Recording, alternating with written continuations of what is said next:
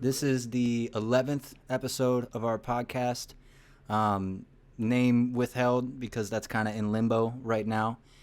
Today we have Whit. Whit, you've been an active member for 4 years at least? Yes, Right. yes. I joined on. Whew, what time? What? When was it? When was it? Let me look. I think I joined June 29th, 2016. Right. And if there's anybody listening who doesn't know, because we're changing the name, we're talking about Rappad right now, which is a online community of rappers and producers and engineers. So honestly, I've been kind of fucking with you for a little while. I remember before you kind of had like a consistent sort of dropping going on, and you were more or less experimenting. And I've heard your music, but I want to hear from you kind of what you've been up to in the meantime since then. Oh yeah. Since then, gotten pretty good with getting better with that drop schedule. Hmm. When I first got on there, I remember it was because of a buddy of mine. He had found the site because we had started our own rap collective with Okay. this goofy name, and so we joined. He joined first. He was on there for a little bit. I would comment on his thing, and then I joined after. And then I wasn't even taking it very much seriously at that point. Hmm. So everybody was like, "Yeah, you're so good. You can do this. You can do this and that." So I was like, "Yeah, I'll drop more and more and more and more." And let's see, 4 years later, I'm finally doing that. Finally Hmm. dropping more consistently. Finally marketing myself. Finally doing all this kind of stuff. 2020 being such a weird year, it's kind of been good for me in Yeah. terms of like growth as an artist. You know, Yeah. I've been, I've been bringing this up since the beginning, and it's ironic because I don't know how to put this in terms that like don't come off as weird, but I have a lot of like really like out there experiences because I meditate a lot. And for Hmm. some reason I've been for years now having this feeling like something's going to happen. It's going to put people in a position where they're forced to live with themselves. And I don't know why, I don't know what twist of fate, but it was my birthday on March 13th when they announced that the United States was locking down, and it was the same day that I was told that I no longer have a job. Hmm. And I remember freaking out. And at that time, I was like not as serious about music. Like I've been producing consistently for a while, but like getting back to rap at that time, I was like, man, I don't know what the fuck I'm gonna do. And it really put me in a spot where, in the beginning, I had to like being stuck at home. I had to face myself a lot, and it was tough. It was like not being able to go out and kind of have a schedule, and it put me in a position where like I started really getting serious about all these ideas that I've had for years that I never put into play. I And feel that. over time, I noticed a lot of people either getting into being an artist or kind of like moving up a lot as an artist, whether or not it's like with your skill or how you want to utilize it. It doesn't necessarily have to be like popping off. Um, Hmm. but yeah, I definitely see this as like a curse and a blessing. Oh yeah. And it's been, this has been a really strange year. And for whatever reason, I feel like when people get challenged like that, even though human beings have this tendency to like bitch and moan and scream the whole way through, we almost always come out on the other side of it better somehow. Oh, yeah. You learn from the things, trials and tribulations do make you who you are in the end. Like you Right. are only as good as like the worst thing you've experienced, Right. right? And there's an Um, interesting. Sorry, go ahead. oh, I was gonna say it's just funny. It's just funny. Like you mentioned March 13th. That's the day and everything like that. What's crazy? What's really crazy is this year felt like it was gonna be like any other one, right? With music. Hmm. This year, I already planned to be like super duper serious. Drop my first tape. The day I dropped my first tape, I took a vacation from work. I was like, all right, we're gonna take a week off and everything. Day I dropped it, March 13th. March 13th, I Wow. dropped. That's the same day they're Wow. like, yep, U.S. is doing all this stuff. I'm on vacation. Wow. Didn't go back to work for 6 months. Wow. That's wild. And it's just crazy. Like you mentioned that, and I kind of like I wish my camera was working because like my eyes got wide. I was like, March 13th, really? Yeah. Because I dropped that same day, and as soon as I dropped that project, I'm not saying it's the best thing in the world or anything like that, right? But as soon as I dropped it, I had a lot of people telling me like this and that, like, hey, I like this a lot, like this is vibe, like this is all this kind of stuff, and for that to happen, for me to drop that, this all to happen, and then for me to make the choice of, okay, let me be more consistent. I have all this Mm, extra time. mm, Let me not sit on my hands because, I'm used to doing that. Let me not sit on my hands for 6 months. Let me go somewhere with this. Let me make something of myself like I've been saying I would be doing for this past like 4 years. I'm at that point that I should have been at 4 years ago. mm. And it's crazy. If I was at this point, at that, like if I was here 4 years ago, it'd be crazy what I'd be doing today, like in 2020 right now. Right. I think in terms like that sometimes too. One of the things that always dawns on me, only because I've had it repeated so many times, and I think when I was younger I didn't get it as much, but you hear people talk about how, like, if all the things in the universe were anything other than what they were, this moment would not be anything like it is. And I think the same thing applies to that, because, like, if I was making the music that I'm making right now in 2016, by now I would be. I would be I would be over the fucking moon with everything, I feel like. But at the same time, uh, the things that I've gone through in this especially this 4 years have challenged me to a point where, like, I don't know about everybody else, but for me, artistry is like life or death now. And I noticed that for a lot of people, like the legends, like, doesn't matter who you're talking about, it can be Jay-Z or Capital Steez or A$AP Rock or anybody.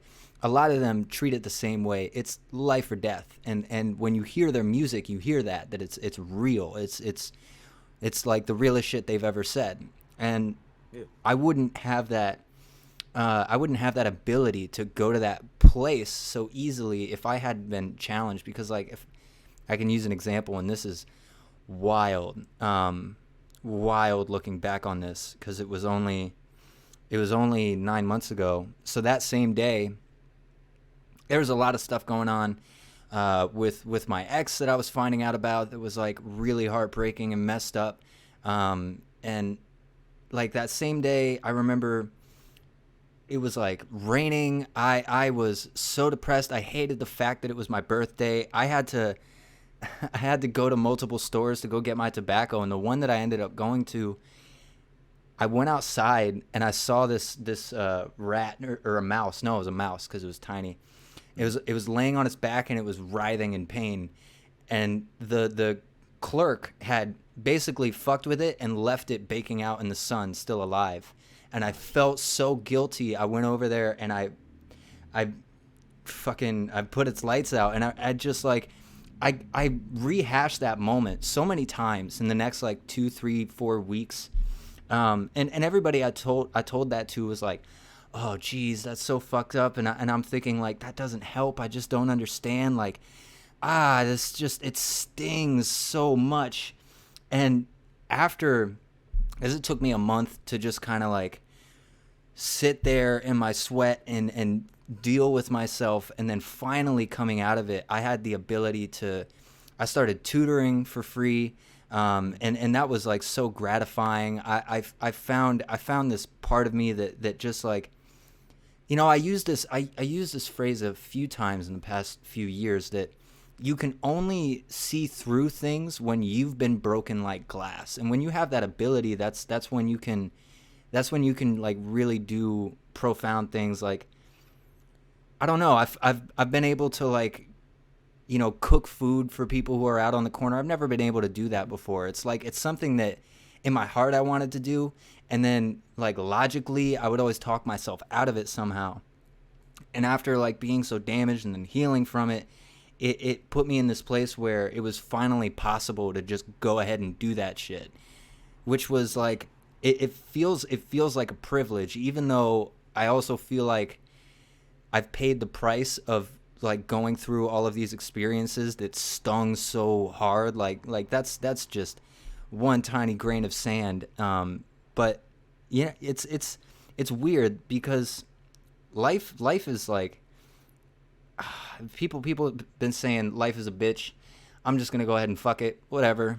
And I don't believe that. I don't believe that at all. Like it sucks. It can really break you down, but the reward you get out of it. I told somebody the other day, life doesn't get better, but it improves, and I feel like that's true. I don't know. True. That's true. No, I feel that. I feel that. Like things happen, whether you believe things happen for a reason or not, right? Mm, Things that happen, you can let those things either push you down more, mm, because everybody has a little depressed self in themselves, some more than others. You know what I'm saying? right. You can let it push you down more. You can let it like hurt you more and more, or you can see it as, okay, I'm only as good as my lowest point. I'm having a low point right now. Mm, I can pull myself out of this and help people who are in the same position as me, knowing what that pain feels like. I don't want other people to feel that, or I can just continue to wallow. Right? mm, That's that big choice that people make. right. Um, and not everybody can make the choices like that. Sometimes it takes more some people some time. Right? I do something 6 months ago that really hurt. Something happened to me that really hurt. I can still be whining and crying about it right now. And this is kind of like a pull yourself up by the bootstraps kind of thing. Like, I know Right. it's not that simple, but like, 6 months from then, I can't just sit here and keep wallowing. I gotta pick myself up, and if I see a friend going into that same situation, I gotta be like, hey, I can help you not go there. Or if this does happen to you, I can help you. I can help you heal, because I know how it feels to heal over that. I know Mm, how it feels to have experienced that. So it's only now that I've experienced it that I can actually, you know, right. see from that side, right? I Right. almost dropped my teeth. No, I completely agree. It's I look at it. So one of the weird like philosophies I have is that we're all superheroes. We just don't fly and shit. And the concept of a power really comes from like having power is really it's experience and applied knowledge.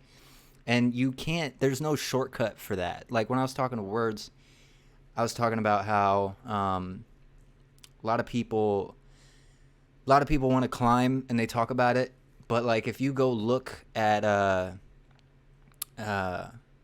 trying to think of the name of this mountain, K2, Mm-hmm. which not a lot of people have summited. You go and look at the Wikipedia; they have a list of the people who summited it, not a list of the people who went to the country and looked at it. And that's really what it comes down to: is that you can only get that experience and sort of gain that reputation and that respect by actually going there and getting up there. And there's no doubt the people who climbed those mountains, that burned. I'm sure that burned. I'm sure it burned from every fucking angle and every perspective, but it was worth it. Which Oh is yeah. it's a lot to take in, I think, for people.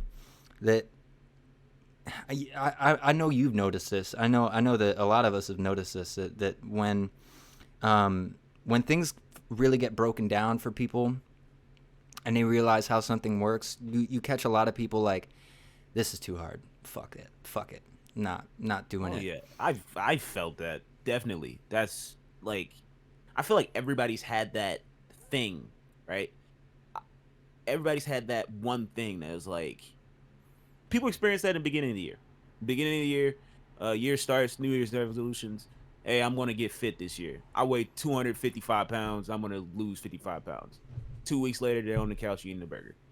It's too hard, right? It is hard. It's daunting. You know what I mean? But that's how life is sometimes. You know, there's a lot of shit like that. That it's like, I'm going to start this. I'm going to do this. Bring it back to something about me, right? Right now, I am trying to work on doing merchandise. I want to get into fashion. I want to do other shit like that too, right?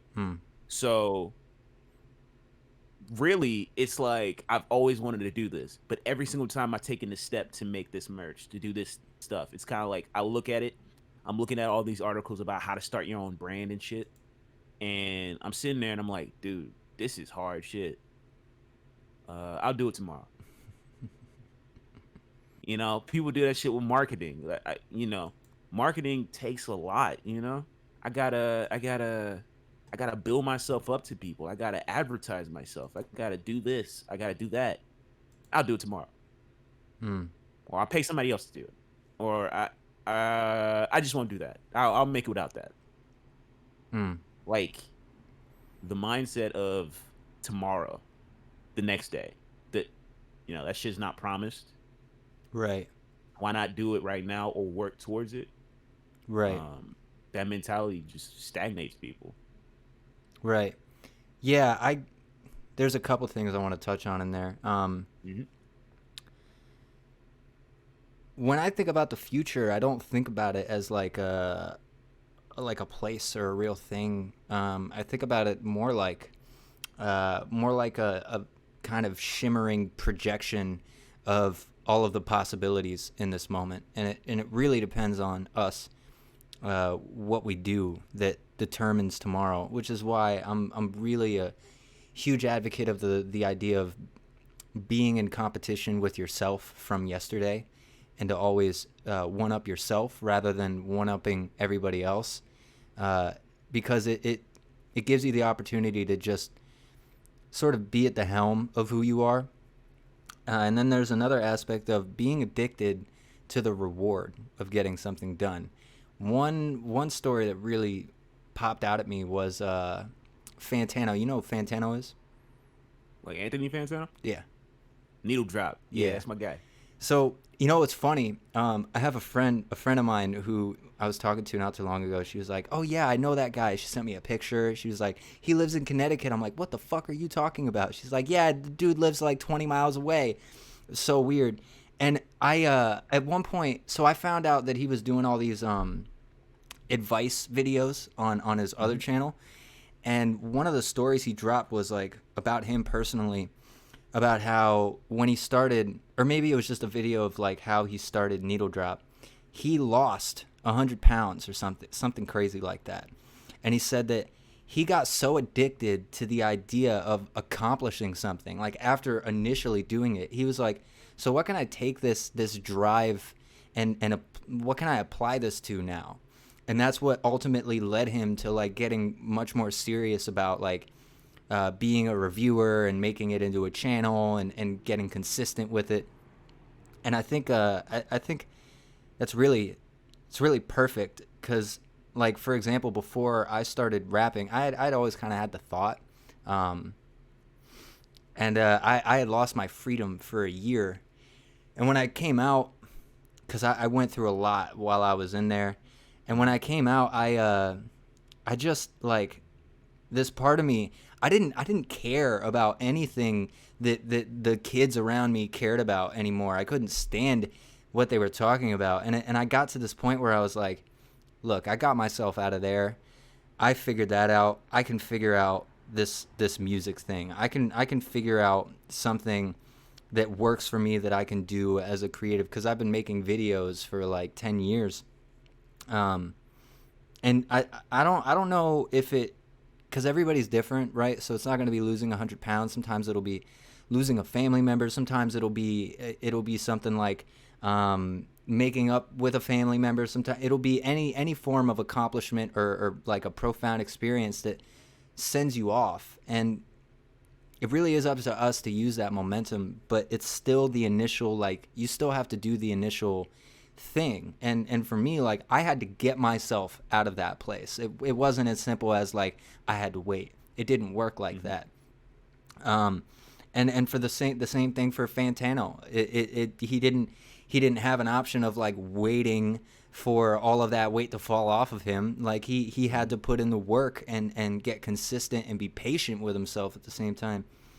So it's a lot. It's a lot for people to take in. But then again, I think the reward of it is far above and beyond most of the things that you'll find in life. Like, you know, going out and talking shit every day at the hangout spot and asking people for weed and all this dumb shit that a lot of kids do, or at least a lot of the kids did when I was like 14, 15, when I was hanging out in those kinds of spots. It's not gratifying, and you really feel stupid when you finally get over the hurdles and you look back and you're like, man, I was hanging out there, I was doing that shit.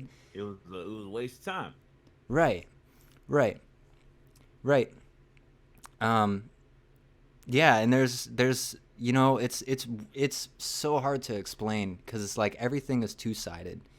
So there's a benefit and there's a con to everything as well.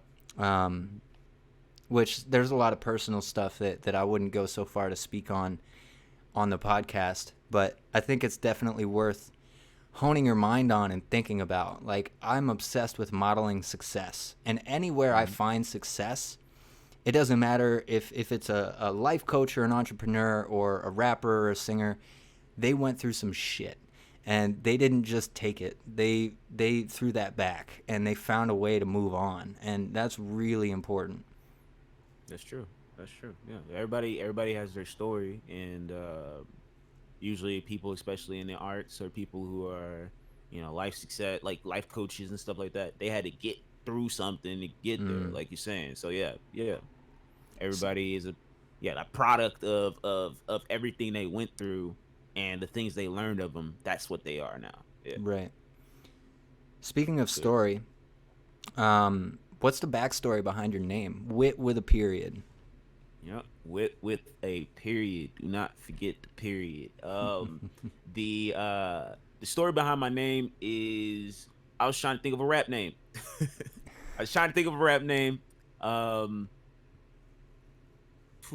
Jeez. Yeah, I was trying to think of a rap name, and my buddies were like, "Yeah, just go by J Rock," because my older brother used to call me J Rock when we were younger, before J Rock was a thing, right? Or we knew about J Rock. Before then, he used to call me J Rock, J-ROC, because my name's Jerry, right? Another friend of mine was like, just go by JJ, which I think that's whack as hell, right? Somebody was like, yeah, just go by this and this and this and this and this and this and this. And there's this name that I've always hated, right? My name is Jerry Joseph. I got two first names, but I also got a middle name, of course. My full name is Jerry Whitney Joseph.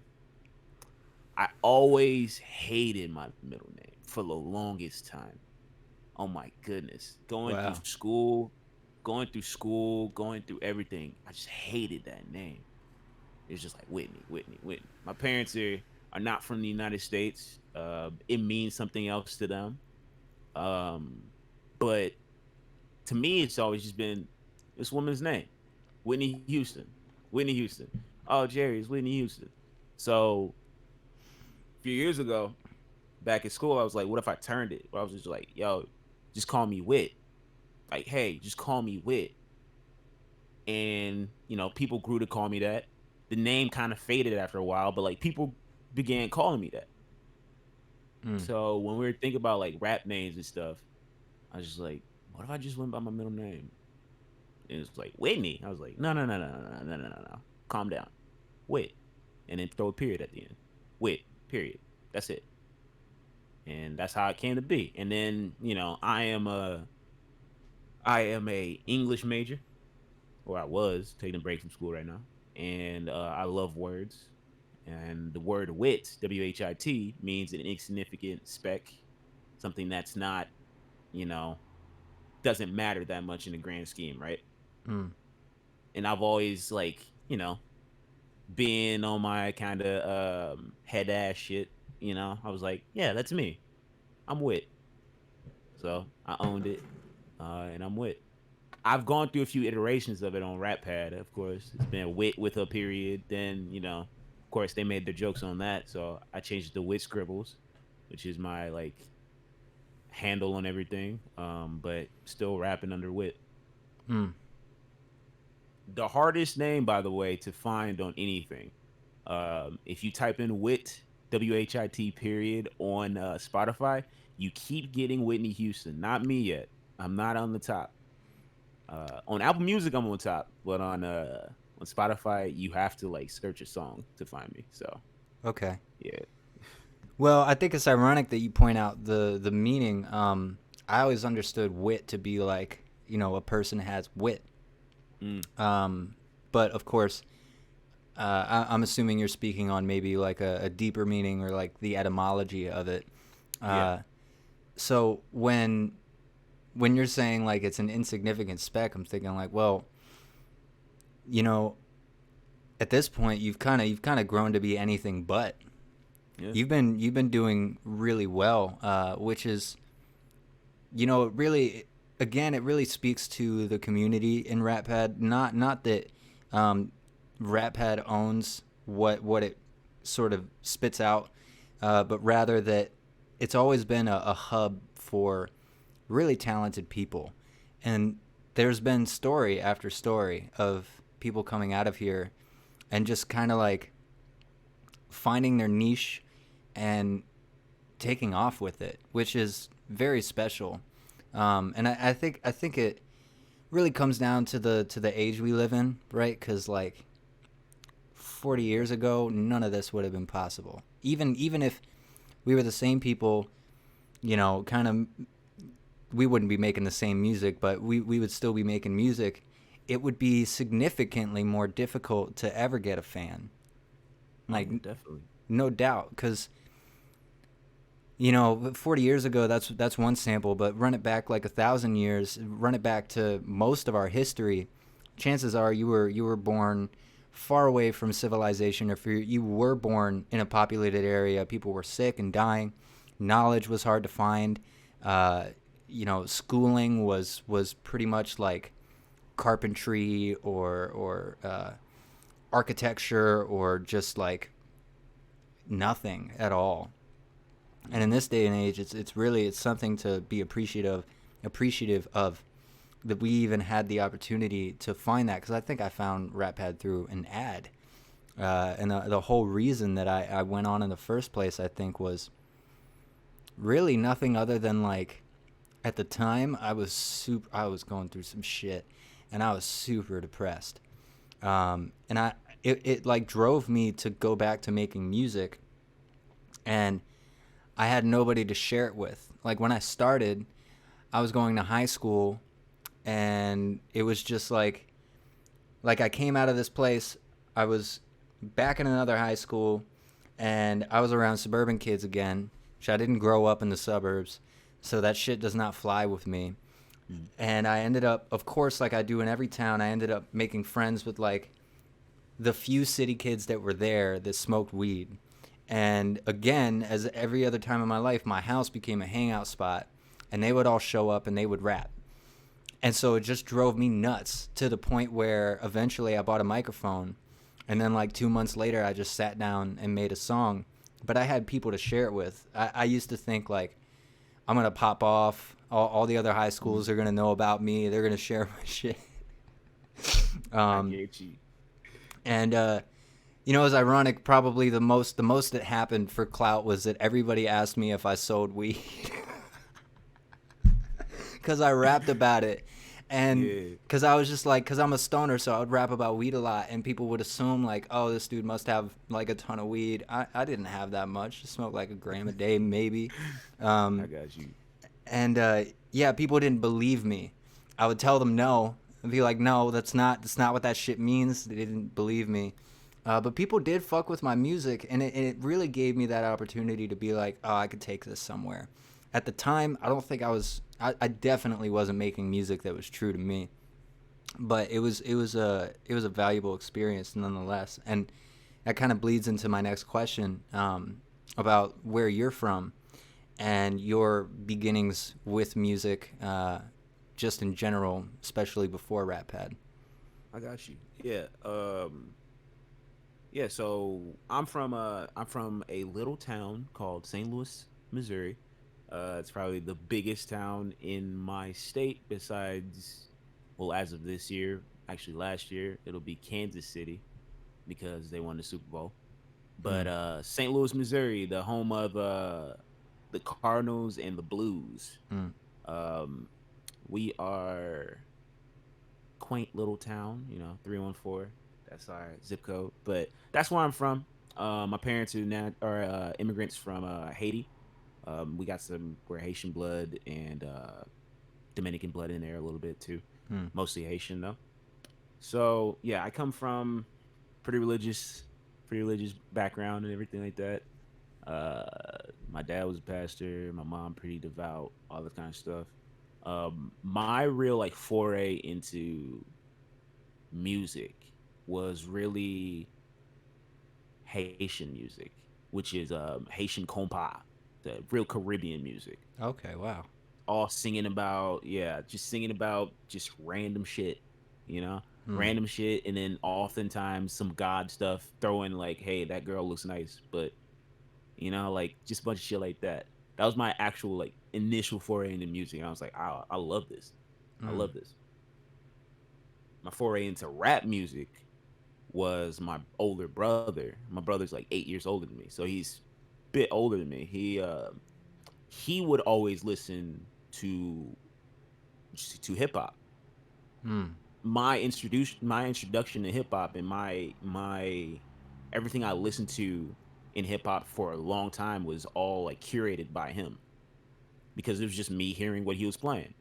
So I grew up listening to like gangster shit. I grew up listening to Hot Boys. I grew up listening to Lil Wayne and shit, all that kind of stuff. But also like this compa singing and shit like that. Mm. Uh, so he really got me into hip hop. He was he was the one who introduced me to Kanye West, one of my favorite artists Okay.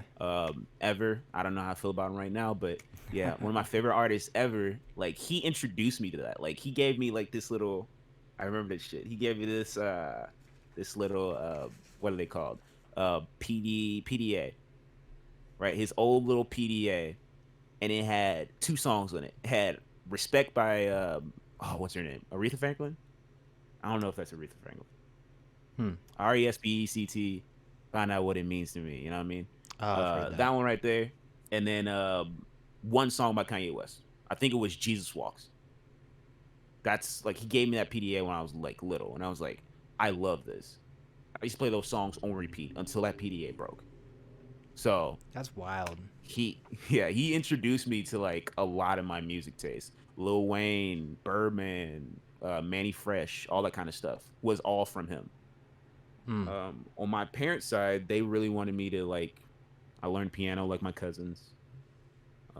So I played piano since I was a little kid.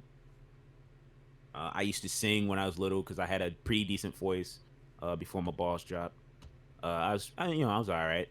There's probably a video my mom got on VHS or something of me singing like the lead in the choir at elementary school. Wow. But yeah, it wasn't until maybe middle school that I started picking up other instruments. Um, in middle school, I picked up flute, um, saxophone, trombone. I started doing drums a little bit. That's when I started trying bass guitar, which I'm awful at. And then high school, I went to like bass trombone and then bari sax and such like that. But I've always been a musical person, and I've always tried to sing on the side and stuff like that. But really, hip hop has just been all in the background for me the entire Hmm. time. Hip hop, hip hop, hip hop, hip hop, hip hop. R&B also, but like hip hop everywhere. So it comes to high school, my last year of high school. I am 17. Buddy of mine's like, bro, I really want to rap. I was like, all right, let's rap. I was like, yeah, sure, I'll help you shoot your videos. He's like, all right, yeah, help me shoot my videos. So me and this other kid are at his house.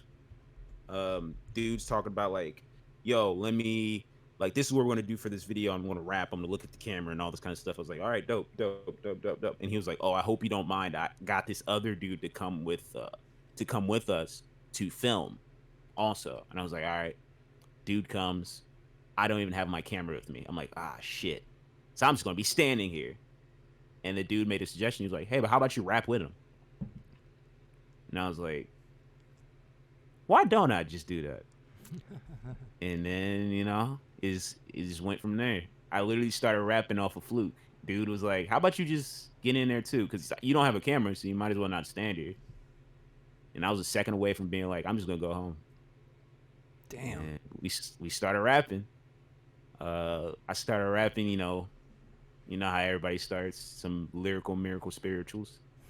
I thought I was like, the next Eminem or some shit. But black, of course. But yeah, I started off making some shit, and then after a while, it just turned into me saying, I really want to sing. I really want to sing. I really want to sing. I want to sing again. Like, I want to make music for me, but I like hippity hop too. And it took me a minute, but now I'm at the spot where I'm like making shit for me, and people just happen to like it.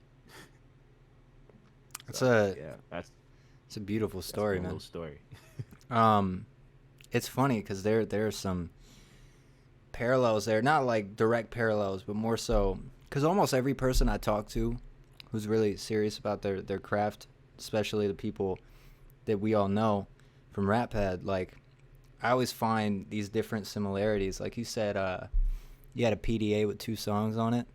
So when I was like, my initial introduction would really be people like Beck and like Gorillaz, like rapping on melodic shit. Like that was in the CD player all the time when I was a child. But when I got older, I found Lil Wayne and Drake, and that was at the point where I was like really hanging out in the hood and like really doing some dumb shit.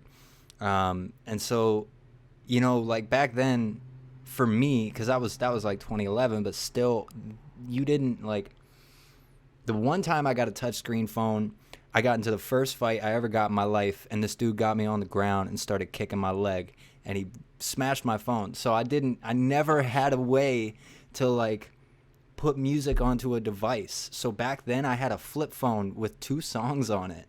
And what was it? It might have been like, these songs better be fire. Nah, dude. Well, I mean, for like the popular scene, they were popping, but it was like one of Tyga's big songs, and like Ice Cream Truck by Lil Wayne, I think. Yeah, like I really fucked with his lyricism back then because he was such a nasty motherfucker with everything he said, and he didn't care, and it all sounded dope. Somehow, some way, he just made it sound like the most clever shit that you've ever heard.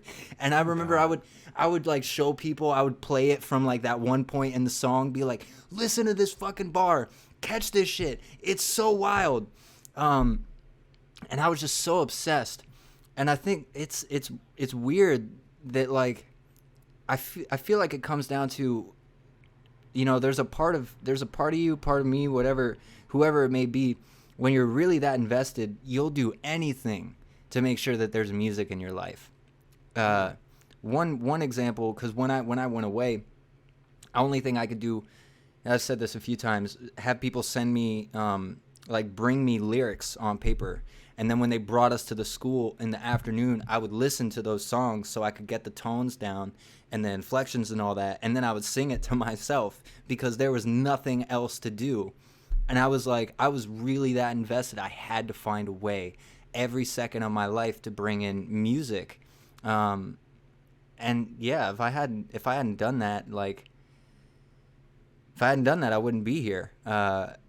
It's kind of a crazy thought. Like you said, there was that moment. This kind of ties into it. There was that moment for you where you were in front of the camera and you were thinking like, I should probably just go home. And it's like this moment in time where it could just as easily go either way. And it completely came down to your decision. And it was the same thing for me when I made my first song. Like, I bought that microphone But when I bought it, I was like, I don't know what I'm going to use this for. I might make videos. I might rap. I might just learn to record my friends. And one day I was just like, I don't know. I was just thinking about it. And something just picked me up and brought me over to my desk. And I found a beat. I wrote something right then and there. And I listened back to it. I was like, yo, this is way better than I thought it would be. And that was the start for me. And then, of course, looking back, it was awful. It was just like the most corny, cheesy, easy shit that I could have said. It sounded cool for like a 15-year-old, but other than that, just like whatever, you know? Dude, everybody's first song, I'm telling you, my first song, it's never touched SoundCloud or anything, right? My first fucking song. I remember rhyming the same word 3 times in a row. And at the time, I was like, this shit is so fire. Oh my God. I am going to be the shit. And all this kind of stuff. Yeah, there was a specific time in like making music for the first time and not showing anybody where it was like, yo, I'm the best. And then after a little bit, I started to doubt myself. Thankfully, I started to doubt myself because that shit was so ass. Yeah, and you have to be willing to do that. There's a metaphor I've been using a lot lately about how if you want to shine, I use the sun as an example, that the sun fuels itself, right? But it also burns itself. It doesn't feel that because it doesn't have nerves. But on a psychological level, I think that anybody who's trying to shine personally has to do the same thing. You have to be the one to burn yourself. Otherwise, you're not in charge of your own energy. Exactly. Yeah. And then there was another thing you brought up about childhood songs, which is funny. I had because my stepdad was into jazz, and he had this piano. I don't think he ever really played the piano, but I would sit in front of it and just like fuck around. I don't know if I recorded the piano, but I remember that I recorded myself playing drums, and I made this dumbass song. It was something like, Why Can't We Be Friends? It was like a ripoff of that song. And then I made another ripoff of like some other, like a Queen song, I think. And it was like, man, I'm so glad I can't find that anywhere. Because my stepfather really swears up and down that it was great. But in my heart, I was like, really, it was about like solidifying to me, like, oh, I can make a song. And I was really young, and that transferred into making videos. It's like, you know, everybody kind of gathers their skills from somewhere, right? And going back to what I said about everybody is a superhero in some right, we all have that backstory of like, there's something something in the universe in your lifetime is responsible for all the different facets of your life, and you can trace it back, and you can trace those things back. And when you do that, it's not necessarily that you're just like, you know, trying to boost up your ego. It's more like you learn how it works, and when you know how it works, you know how to progress. And when you can do that, then there's no, it's like the space becomes open. You can move freely, and you're only really being held back by like what you can envision with your mind and what you can see yourself doing. And it's definitely not as simple as like I'm saying, but more so it's more like I'm just outlining the concept in general. It's incredibly hard to do. Like, you see people out there now, maybe they couldn't do it when they started, but they can freestyle all of their music. Like a person like King Los, absolutely blows my mind. King Los is a good one. Another one is like MC Juice. And these people, they couldn't freestyle like that to begin with. They have origins for all of their skills. Yeah. It really blows my mind in a good way, because it's like I'm obsessed with learning. I'm obsessed with learning, especially obscure shit that other people are kind of like not really bothering with, like they don't think it's important. While for some reason I always know that it's the things that people aren't doing is really what like holds that gem. Because if you go and you do and you learn what everybody else has learned, you're gonna end up on their level no matter what. There's just no way around that. You have to find a way to get out into the open, into the unknown, which can be scary, but it's fucking worth it. True. That's true. Like I like kind of into like getting that unknown, right? Bring it back to like the Rappad, right? Mm. When I first got on there talking to people, I actually think I remember like you were one of the first people that I had actually like had DM me on Really? Rappad, like actually speak to and actually have an actual conversation with, because I was on there passively. I Mm. never really posted anything for a little bit because I was kind of afraid of putting something out and the backlash. Mm. Somebody hating it, somebody saying it was complete shit. Like, this is 2016. Mm. Internet can be brutal. I was like, bro, I don't want to put something on here and then me be the laughing stock of this website Was it and I that have you to leave. told me that and then you sent me something and I was like, dude, what are you talking about? This is dope. I feel Yeah, like I it was remember definitely that. something like that. Yeah, I remember like just being afraid of dropping something. And everybody was Mm. like, "No, you're probably fine. You're probably fine. You're probably fine." You're like, "No, that drop that. Drop that. Drop that." And it wasn't really until like I did it, and then everybody was like, "Oh, this is actually good. Like I like this. Like you can improve, but like this is a good starting point." Mm. And then people continually telling me stuff like that, that I was like, "Oh, okay, I needed to step into this void in order to decide, like to actually see that people like my music Mm. or would listen to it or think it's not shit completely." And I want to Like, speak on that real quick because this has come up a few times and I'm not afraid to talk about it. I was an asshole back then. I was a bit of an asshole. I was cool with people, and I was really cool with the people that I was like cool with, but other than that, I was not very humble. And there's something to be said about your approach in that case, that you were humble about it, and you were very modest. And there's something really really valuable in the long term of doing that. I feel like personally, I held myself back from sort of finding a symbiosis between me and other people by not being humble because I always felt like I knew something. And over the years, of course, I always proved myself wrong every day. It's just it's really important to sort of register that in your mind. Like, even it doesn't matter where you are, being humble it's always going to elicit the healthiest reaction that you could get.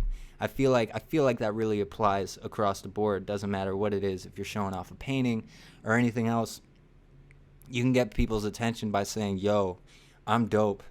But most of the people who roll up on you in that case are like throwing a standard at you, and if you don't meet it, they're gonna shit all over you. And everybody has a different standard, so it doesn't really work out that well. But when you can just walk into a room and not have any expectations and let the floor fall out from under you and just be like, yo, what do you think of this? You get an honest opinion. um because if you can show that, like, I'm not so interested in just being liked, I want to be good, that's when people are going to tell you whether or not you're good. And yeah. getting that honest feedback is the most valuable thing right now. uh Mhm. That's yeah, go that's ahead. kind of that right there. That getting honest feedback was so important to me because it was, I make a song, I'd show it to my girlfriend at the time. She was like, "Yeah, it's fire." And I'm like, "But you like love me." I'd show like my friends like, "Yeah, that's really good." It's like, "But you like love me. Like you're not gonna throw me. You're not gonna shit on my song. Like you're mm not going to." mm mm But if I show the randos on the internet, will they shit on my song too hard? Like will they destroy my shit? Which you need it, but like will they pick my shit apart completely? mm And if if it needed to be that way, it needed to be that way. But there's like, yeah, I remember at that time it was like, who on Rappad do I feel like is fantastic? I was like, Sly, he's dope. Project, he's dope. Hyde, he's dope. Dom, he's dope. Like all these people, I was like, wow, these people have what's needed to like go to the next level and shit like this, right? So to have people that I thought were like at this level be like, hey, your shit ain't half bad. It kind of like brought me up. You know, being humble is fine, but like being too humble, being too afraid, being too timid, which I have a real problem with, can hurt you so fucking much. Right. Because if I wasn't so timid, if I wasn't so this or that, I'd have all these different things. Because like, example of me being too timid, I can tell you right now on my computer, because I still have my old computer from a few years ago. I have beats from Garrett. I have beats from Dom. I have Kevin Nall beats. I have a feature that I was supposed to do for Kid so long ago. Kid was asking me for a feature for so long. I don't know if you remember him. Yeah. Nana. Yeah. Yes. I have He's so so cool. many features I was supposed to do for him. Sam. Nana was such a Like nice all dude. these people. He was. And it was just like I have all these people that liked my music, fucked with it enough, but it was like I'm too timid. And people like being like, "Hey, you're good. It was slowly helping me get out of that. And I'm still in that kind of, but you know, slowly but surely it's kind of like there is being humble and there's knowing what you can do. Right. Right? There's knowing what you bring to the table. Right. At that time, no matter what I could bring to the table, I could be the next Kendrick Lamar at the time. I would never know because I was too afraid to show people my music. I was too afraid to like take that step. I didn't think I was shit. So it was like, why even show people my shit? And then it was like, Kid would be like, bro, like you're fantastic, bro. I need you to do a verse for me. And I was like, well, I don't want to fuck up your song, so. And Kid was like, he was like, they were like 15 at that time, and I was like, I don't want to fuck up your song. And I was like, you know, I should have just did it. I got so many things I could have done, or I should have done, and you know, don't look back on the past like that. But like, things could be different. Things could being less afraid to pull the trigger. Being less afraid to pull the trigger, like still being humble, but at the same time knowing what I have in my arsenal would have helped. Right. Because look at Kid, they're like doing big shit now. Look at that. Like I just finally like this year validation for myself. This year I got 94,000 listeners like in 2020 so far. And wow. When I tell you I never thought anything like that would happen, like that's complete validation. Like of course I'm still humble, but it's like, oh, once again, oh, people actually like my music. That's crazy. That's like wild. I feel you. I really feel you on that. And in fact, everything that you said, in a similar way, but in a different way, I have a similar issue where I'm like, I am so willing to call something trash and be like, I can't use this. I got to move on. I got to make something different. Well, in one respect, it pushes me forward. In another respect, it keeps me from showing the world what I had at that point. Like I have a song with Dom that'll never see the light of day. I don't know if you remember that. It was fun, but like morally it was terrible. I had a bar about George Bush, but she was on my Bush or something, and like then I said I'm gonna blow nuclear, and I was making fun. I was like, because I hated the dude when I was younger. It was a weird bar. I can't remember exactly what it was, but it was like really specific, and I thought it was dope at the time. But then like 2 months later, I was like, man, I don't want anybody to listen to this shit and expect more of it from me. That was a weird feeling. And whenever I had that feeling of like, I don't want people to hear this and expect me to be this person because I don't think it's me, I would remove it. Like another example was a song I made with Kid, which he got mad at me because I removed. And I remember he was just like, yeah, fuck you, I'm keeping it up. I was like, I can't stop you. I actually erased it from my mind until I spoke to him for the first episode of this podcast. And when we were done recording, we talked for a while, and he was like, yeah, I still have that song. And I went and I looked at it, and I was like 5,000 hits or something, and a bunch of people fucked with it. And then I think another person, there was like one comment in there that was like, what the fuck is this? And it's like, you can always find a market for what you've done, but in order to really expand your market, you have to keep refining and keep doing something new and something bigger. So I was like so obsessed with that concept. But in general, you were saying all these things that I needed to do back then that I didn't do. I almost see it as, because not everybody believes in fate.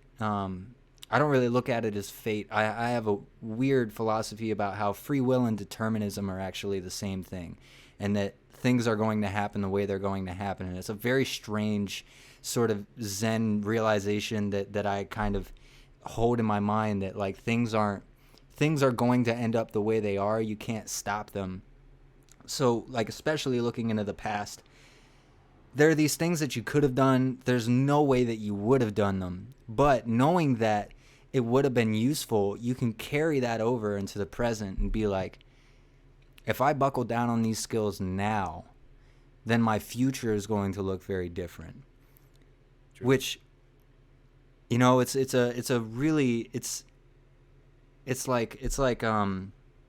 you just want to be able to be honest on that level, and then be willing to make a change regardless of whether or not things feel like you're bitter in that moment. Because I've suffered from being bitter a lot, especially the last 4 years. Even though like I've grown so much and felt like I've matured as a human being, I still end up finding myself being like, fuck, I wish this didn't happen the way it did. And it just takes me time to realize like what I could have done then, I can still do right now. Even if I can't achieve the same thing that would have been great about it then, you know, it's almost like part of the reward is that applying that now, it's totally unknown how it's going to manifest. Like for example, back then, if you had the mindset of like, okay, I know I'm dope, I can do anything, I could get on any track, you wouldn't have known at that point that Kid and Garrett and Kavanaugh were all about to send you shit. And I think that the same concept applies now, that if you just buckle down on like where you know you want to be, you never know what kind of opportunities are going to pop up. But that moment where you decide like, I'm gonna approach it this way because I know from experience this is going to work best for me, that gives you the opportunity to I don't like using the word capitalize, I like using the word maximize. Just get to the cap of where you can be, and then you have the opportunity to blow the cap off, which is, I think that's the point, which I was gonna ask you about, finding your niche, and if there was a moment where you realized like, okay, now like the ceiling is off, I can go somewhere, I can go anywhere. Was there a moment like that? And if not, how do you sort of navigate, and how is it all unfolded for you personally? So there's been a few moments like that for me. There's been the initial okay, let me rap. Let me rap. Let me drop shit. Let me do this. Let me be this person. Let me try and do this shit. And then people initially liking it. And then that was like, oh shit, now the sky's the limit of what I can do in terms of rapping. Right? Then I dropped the first song where I felt like I sang or like I had a little more melody to it. And it was like sky's the limit. Then I started making some like weird shit.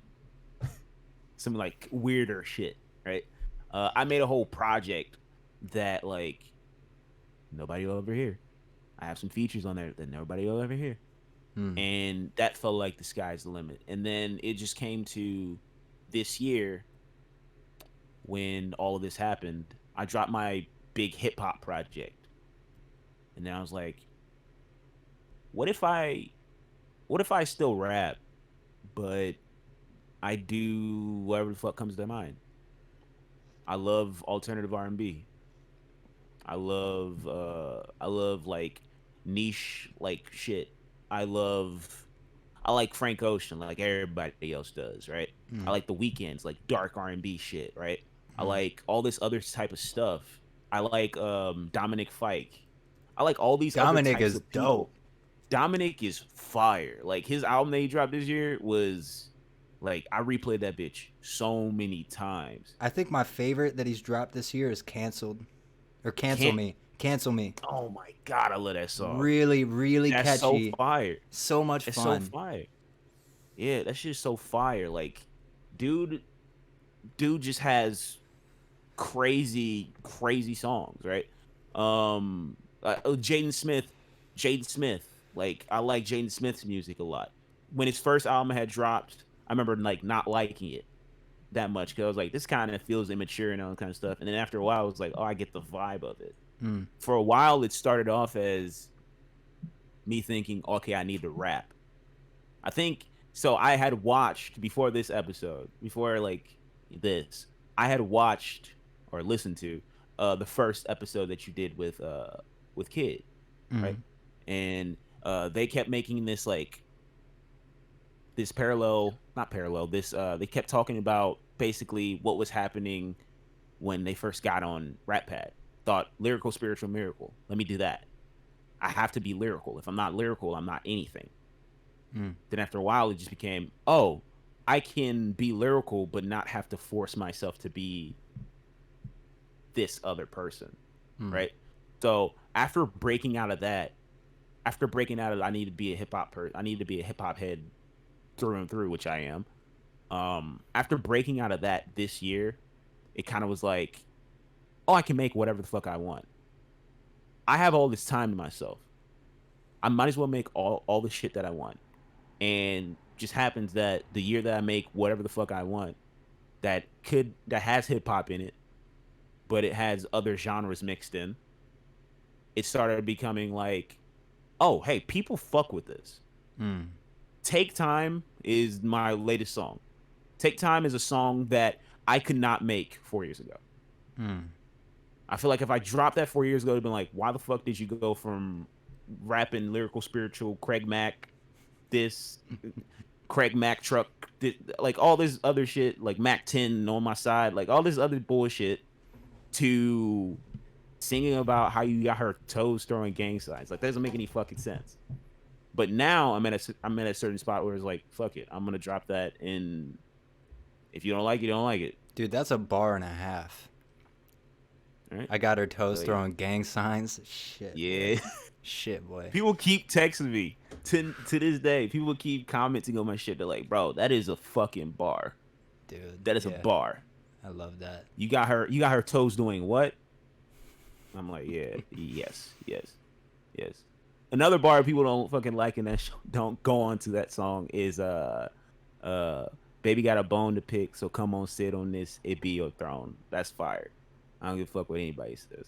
Mm. But yeah, I couldn't drop that song before, or like Pick Me Up, or like my other songs from this year, because it was just like I felt like they weren't hip hop enough. They weren't lyrical enough. They weren't where they should be. I wasn't in depth enough in there. But honestly, it's music that I enjoy, and knowing now that I can make music that I enjoy and people would still like fuck with it, kind of like is a freeing experience. It's just like, oh, I don't music isn't work. It's not just work. How about that? It is work, but it's not just work. It Right. is my outlet, and my outlet and my blowing off steam and my everything. Mm. This right here, this music that like is therapeutic to me. It is how I get my problems out and all this kind of shit. People just like me doing that. That's so freeing. That's my niche. I don't have one. I Like love my that. niche is making music that I fuck with. I love that. And I don't know if I ever said anything like this to you when we spoke years ago, but I've been saying this for a long time, that because my background, like my initial inspiration before it was ever something solid, I would always listen to music and think like, what if it were like this? What if there were this variation? What if there was an extension on this? What would it sound like? And I would run through things in my mind until they became more like I was pulling from ideas of like all the music I would listen to and playing new music in my head. And at the time, it was a desire, like, oh shit, I really want to get this down, but it was like a pipe dream, right? Because you need to know how to produce, you need to know how to vocalize, you need to know how to write. Like there's a skill gap there that you got to fill in. But initially, it was always about making music that I fuck with. Like I can't. I can't paint it as anything else because it's always been about like, if I can nod my head to my track, then I know I'm getting somewhere. And I think the real test is like, can I nod my head to it tomorrow? Like if I turn this off and I go listen to Kendrick and the other people I love, and then I go back and I listen to this again, am I still gonna fuck with it? And a lot of times in the past, no. But lately I've been finally feeling like yes, I which is feel that. I right. feel that on such like not to interrupt you, but like I feel that on such like a deep level because Mm, I make music. There's music that I made the second day of the quarantine. I have a whole folder on my computer right now. It's on OneDrive so I don't lose shit. It is like 400 plus tracks, 400 plus files, Ableton files of me just riffing and recording and a bunch of shit. And there's songs on there that I feel like are probably some of the best shit I ever recorded. mm, But they're not out. They're not mixed. Or I have some shit that's actually mixed and ready to go out. I've had them mixed and ready to go out for months. But I'm so I feel like a perfectionist sometimes. mm. It's like I like it today. Will I like it tomorrow? Okay, will I like it next week? Will I like it in a month? Will I like it in a year? Will I Mm. like it when like and I keep checking up on the music. Kind of like you do with your car. You keep you know every so often you change your oil. You make sure that it's running well, right? I do that with my songs before I even drop them. I'm kind of like, is this good? Is this good? Mm. Take time. Take time. It's recorded in May. Okay. It was recorded in May. It dropped in September. Wow. I didn't finish finishing all that kind of shit until 3 days before it dropped. It didn't drop on every. It didn't drop on every DSP at the same time because I had submitted it late because I was still tweaking. I feel like I was Kanye on Life of Pablo. Like I kept tweaking it. I kept tweaking it. If I could tweak it after like a day one patch, I would definitely. Like I'd keep Mm. doing that shit Mm. because for me to like it a year from now, I feel like there's that one spot. There's a one thing I could change. There's a one voice I could add. There's that one thing I could do. And it's just like I have to fuck with it. I have to fuck with it completely, or it's not worth putting out to me. Mm. That's how Like I've it been has treating to my beats. feel you. I was gonna ask you, are you self-producing? No, no. I'm not self-producing. Um, I need to get back into producing. I told myself I would, but I've just been focusing more on just making the music. Mm. A lot of YouTube producers that I've talked to. Um, I know like it's crazy people use YouTube beats and so, but like I was like a lot of YouTube producers I talked to. I have a few friends They're who dope. produced also, They're crazy. and yeah, I'm all about like getting the best around me. So it'll take me a long time to pick certain beats, but once I pick it, you pay the guy, you tell him, hey, we're making this song together. Um, we can promote it together. Mm. We can do this and this and this and this and this. But I like really fuck with your style. And once I start using somebody's beats, I really like start looking into their beats and start picking shit from it. Because once I know I like one beat from you, I know what you can do. I know you have something that I like. Because I'm picky sometimes. I'm picky. I've been sent on Instagram in a day before like 200 beats, picked zero of them because it's just like they're not bad, they're not trash. Some of them are really good actually. Not for me, not today. Mm. Right. Like There's an art to spotting the magic, and the magic is different for everybody. And there's going to be, because I look at it, I try to say this, is that I can't put it into like simple terms so well, but think about how many artists there are and how many producers, and I hear rappers talk about it's so hard to find a beat. It's like that's because there are beats for everybody, and there are thousands and thousands and thousands of vocalists and dozens of niches and styles, and there's only going to be so many that are going to be for you. It's not that they made them for you, but it's that there's some sort of weird magic to like hearing something and you're like, that's it right there. I fucking know. And you immediately start writing or recording or whatever it may be. But it's an immediate vibe. You click into it. Um and there's an art to sort of surfing and finding things that inspire you. Like I do the same thing. If I find a producer or if I find a beat just sifting through the whole sort of mess that is YouTube, and I love it, I save that and I move on to their whole page and I look through things. And a lot of times I find out like I fuck with them, but then they have like they have like a number of beats out of their whole selection that are like pure magic to me, and I don't always use them, but a lot of times I write to them. And that's a weird thing that I do is like I can write a verse to one beat and write a verse to another beat and then find another beat that both of those verses go on to, which is hella strange. But yeah, I got the same kind of brain. I I do kind of the same thing, but I have also a third thing that I do. I write verses, period, with mm, no beat. I've Because been for the doing that longest too time, lately, like recently.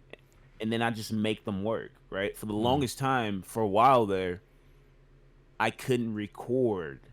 So let's go back 2016. I couldn't record over beats at first because it was the thing where I didn't have headphones. I didn't have headphones, so I couldn't record into my laptop microphone while the beat was playing. So I would just record and then I record myself and then find the beat that worked. Or I'd write the verse, start spitting it, and then just see what would happen. Like, so that's where my like basis of writing shit comes from. I write shit and then I find a beat that fits me, or I have somebody make a beat that fits me, or I write a verse for a song by Lil Wayne or Drake or some shit like that, right? I did that all the time. I was like, what if Lil Wayne or Drake said this or that or this or that or this or that?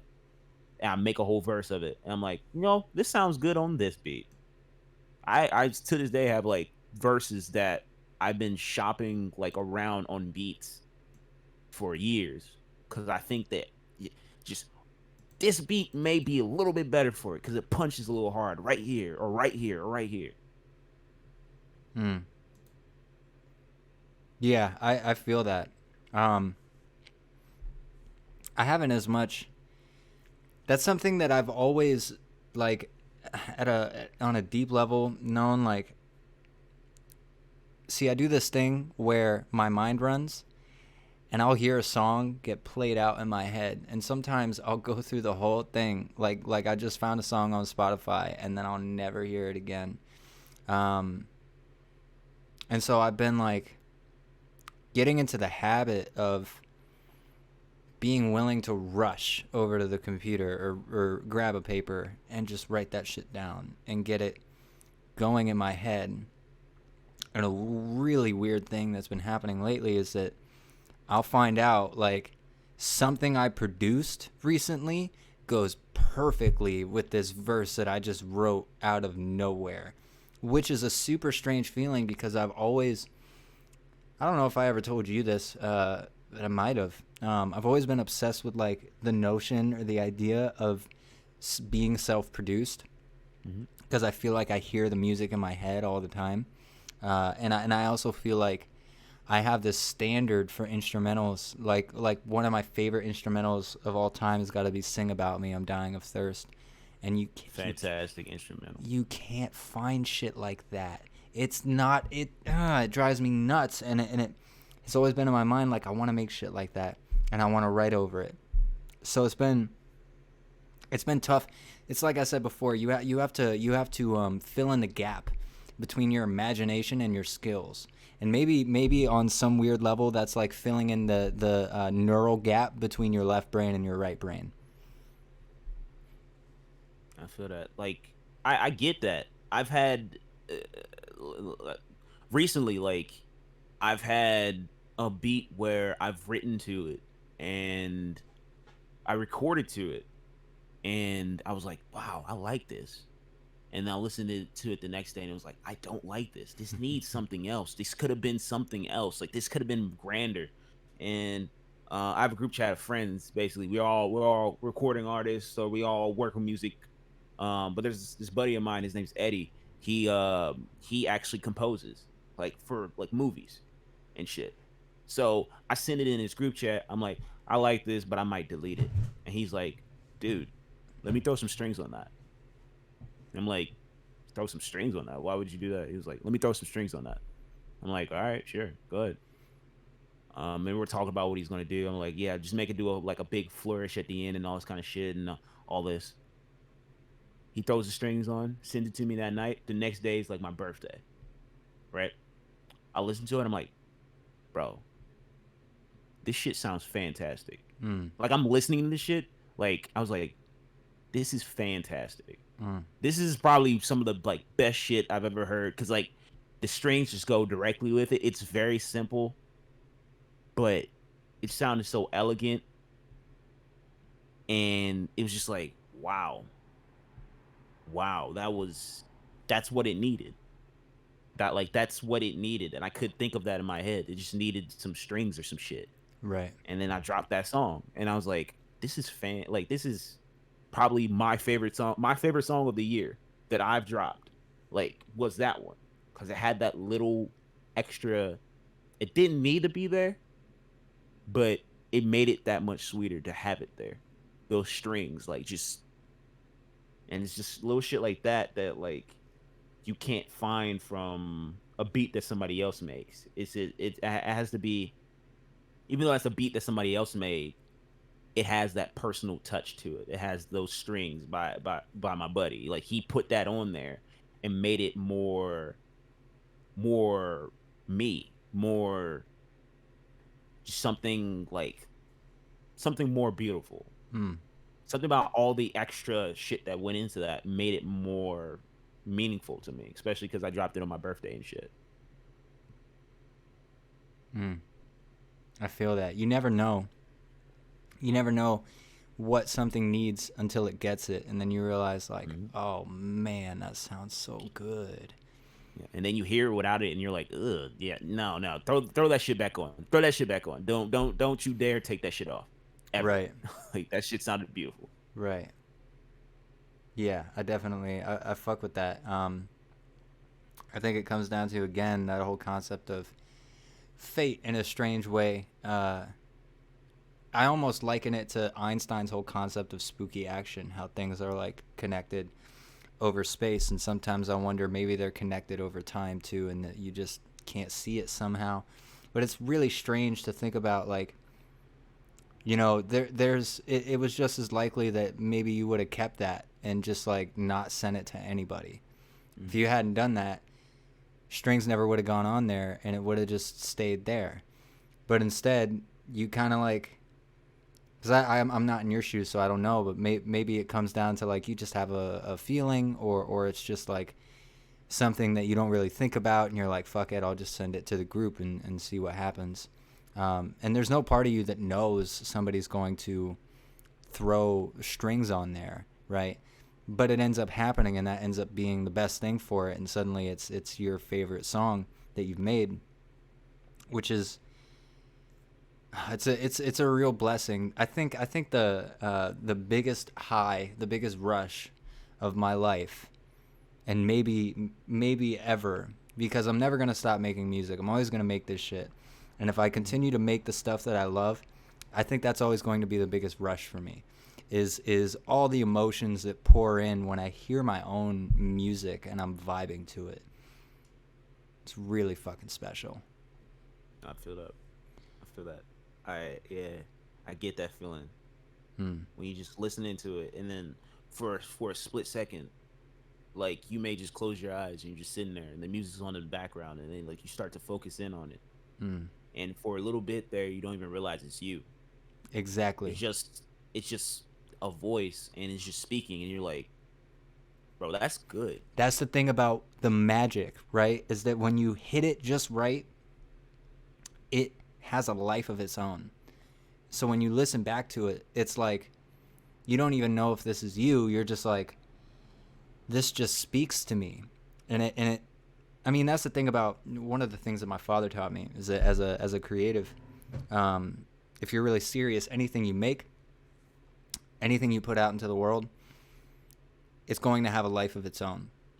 And so like it's hard, again, it's hard to put words to, but there's a facet of everybody interprets your music in a certain way, and that adds personality to its reputation wherever it goes. But at the same time, there's a magic to like making something that already sort of, it's so multifaceted that it takes on its own identity. And I think songs like Sing About Me, I'm Dying of Thirst are a great example of that. That, there's something about the way that he goes at it. Maybe it comes down to the subject matter or the tonality, or even just the place that he's doing it from. And maybe that's it. Maybe it just comes down to the place that you make your music from. And the deeper you can go within yourself and stay there and operate from there, the more depth everything you do has, and the more depth it has, the more lively it feels, I think. True. I feel you. Yeah. Songs like that hold like a special place in my heart, because they have, like you were just talking about, they have their own kind of personality. Not even every single part of it has its own kind of personality to it. It's the beat. The beat itself has its own feelings and emotions that is getting out, that's separate from the voice, and then the voice that's coming through. And he does a great job in that song. Kendrick Lamar, does a great job in that song of doing different voices for the different people he's talking about, right? So he's speaking from his own perspective at the end, but in the beginning he's speaking from the sister of Keisha's of Keisha, from Keisha's song from Section 80. And then in the second verse, he's speaking from the perspective of forget who it would be. It'd be like a brother of somebody who he watched died and such like that. And it's just crazy how those voices, the words they sing, and the beat have so many different like layers to them and how they work. And another example of like Kendrick Lamar, I That's the reason he has a Pulitzer, right? Like the reason that like Kendrick Lamar is the level he's at is because he makes you feel that on certain levels all the time. Because another song I think of is like "You" from "To Pimp a Butterfly." Mm. "You" is Damn, is that dark. oh It is oh dark. It is jazz. It's raw. And I've heard people this year make fun of that song because they're like, "This isn't music, just playing the first part of it." But it's chaotic. it's It's art. It's not necessarily a bop. Like same thing with For Free. exactly Man. like there are bops on that album. Like that album like here I'm going into my like analysis bag. I've always wanted to start like an analysis channel for like music and shit. But like there are bops on that album. Like you can play King Kunta at any point.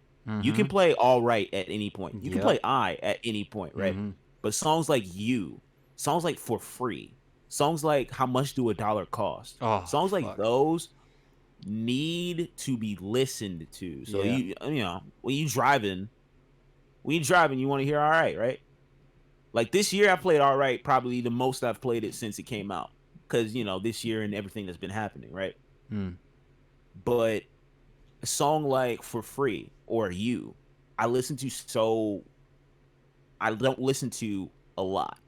I count on two hands how many times I've listened to You. But I can tell you for a fact I know that song Mm. because every time I hear it, it's impactful. Mm. It doesn't come and go like any other song. It's not one of those songs that plays through and then the next song comes on and I'm like, oh yeah, did that song play? No, I know when You is on. I'm sitting there and listening to You. Right. And if I'm not in the headspace to listen to it, I'm gonna skip it because that song has a specific that song is art. That's a feeling in a song. Like that whole song is just I understand it. Right. And there's a big topic that I've been getting into the last few months, following people like Jacob Collier and Adam Neely and kind of people who talk about all the facets of making music and especially jazz. That there's a lot of stuff out there that is in fact music that people are reluctant to call music because it explores sort of the edges of what's possible, because music is about eliciting a feeling and getting out that feeling and making sure that other people can understand it. And Kendrick Lamar is a great example of somebody who just on a vocal level so deeply understands that it's like it's so hard to put into words. I feel like maybe 40 years ago it was easier to, it's not that it was easier because I think it was equally as difficult to make a song for them back then, but you look back now and you think this music is a bit easier than a lot of the stuff people make today because people are trying to build on this and make things that are more complex. And so having a knowledge of like being able to, I want to call it being honest, but it's not about like saying something honest. It's about operating from an honest place. And that doesn't always look pretty and people aren't always going to consider it art.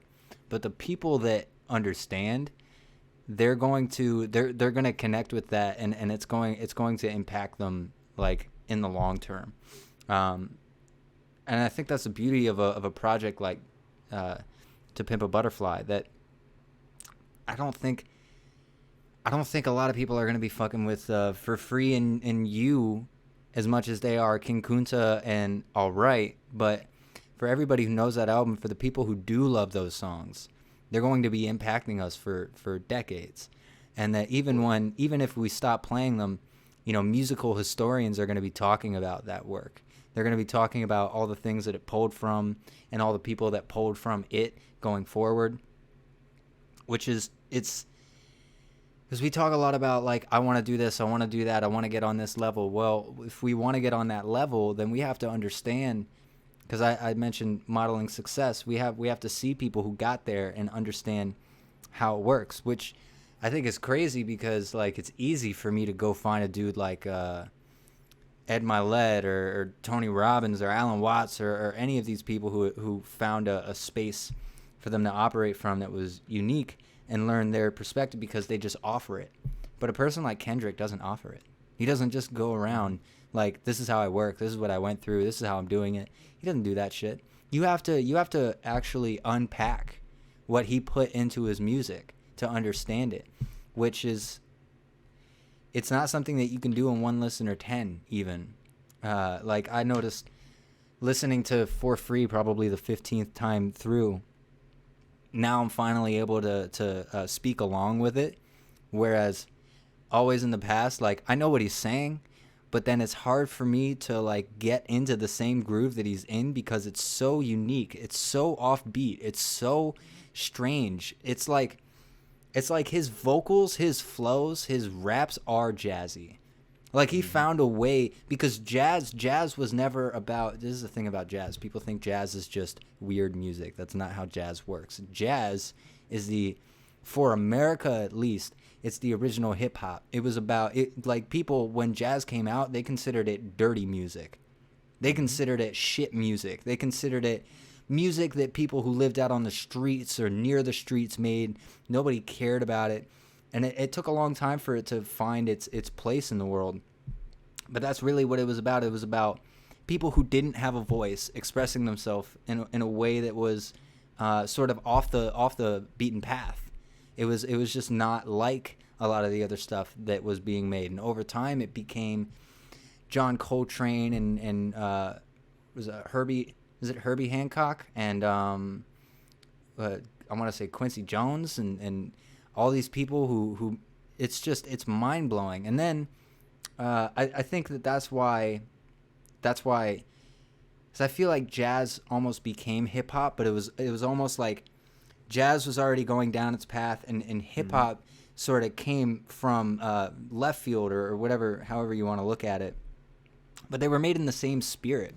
It's just that hip hop was about not just a statement, because when they started, it was just break beats. They just found a break in the song with just the drums, and they would loop that shit. And I said this to Words, that it was ironic that they were playing break beats, and the whole purpose of them throwing the event was to give everybody a break from what was going on outside. I remember when I watched the Get Down, I wanted to know, like, is this an accurate representation of what was going on back then? So I found like a Grandmaster Flash interview and a Cool Herc interview, and it turns out that yes, in fact, it was a lot worse in a lot of ways.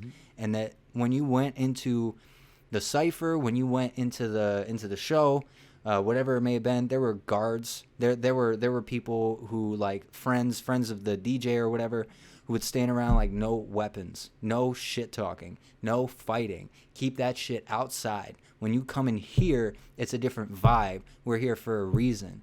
And that's what hip hop was always about to me. It was about the concept of like finding a space of like personal energy where you can capitalize on like joy. That's really what it was about. And to find joy for them required perseverance. And so that's why hip hop is always going to be about overcoming for me. Definitely. I feel you. Yeah, that's you kind of hit the nail on the head when you were saying like jazz is hip hop.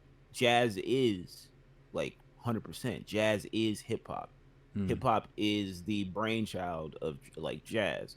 Jazz and blues and all this kind of stuff go into what makes this genre. Rock, even, like all that shit goes into what makes this genre, and that's why I think this genre lasts. That's why I think this genre, back to like Kendrick Lamar, right? That's hip hop. That is hip hop, but it's something else, right? Hip hop is always this thing plus something else, right? Right. Hip hop is art, and one thing about art is true art, and artists are willing to take risks, and hip hop is all about taking risks with your sound and making something that somebody enjoys.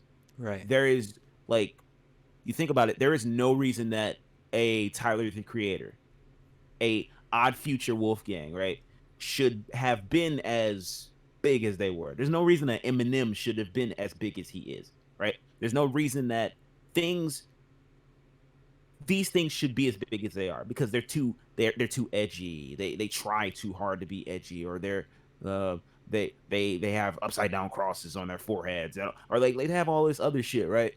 But at the end of the day, that music speaks to somebody because it took the risk, right?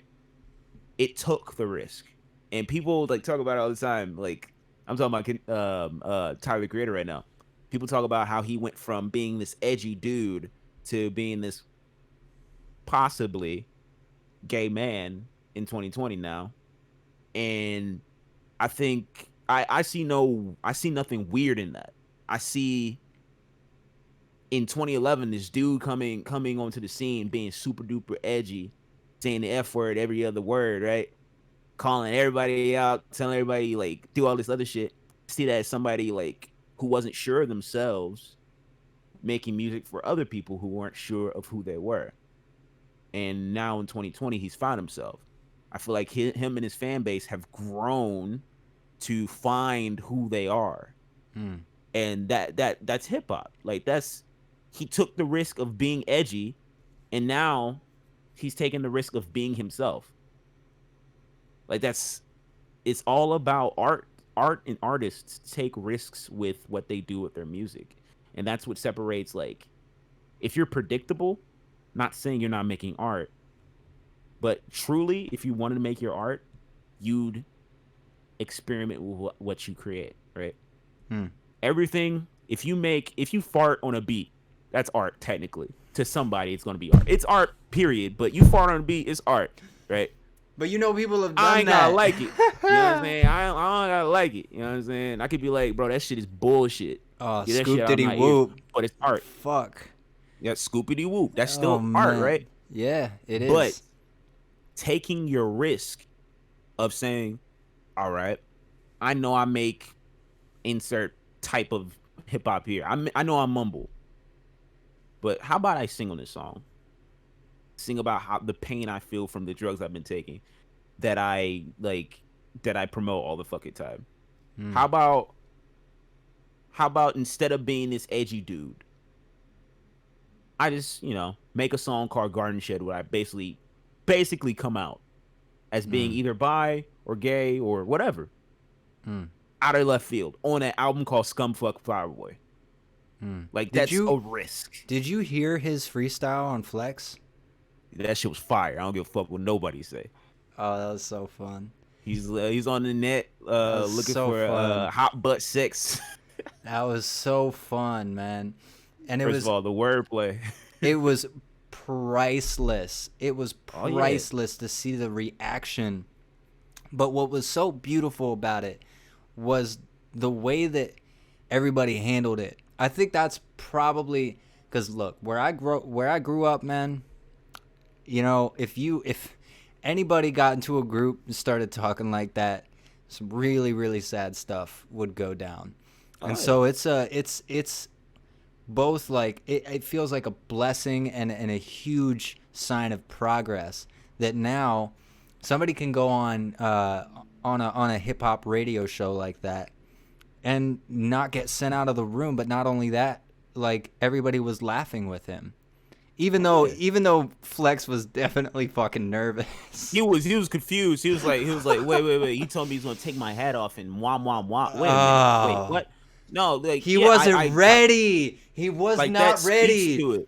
That speaks to you. Like that's directly speaks to what I'm saying. Art changes.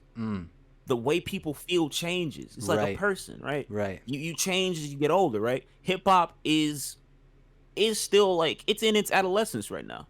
Like hip hop started off, it was this child stage, even in the early 2000s. Now it's adolescent.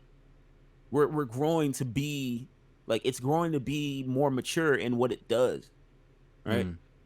Instead of being I don't like gay people. This type of shit, like. Let me degrade my women all day long, right? We still want to degrade women, but we're going to call that out. right? There's a lot of rappers who are like, I'm still gonna call her a bitch, right? But at the end of the day, I'm gonna say, look, because I call you that doesn't mean you are one.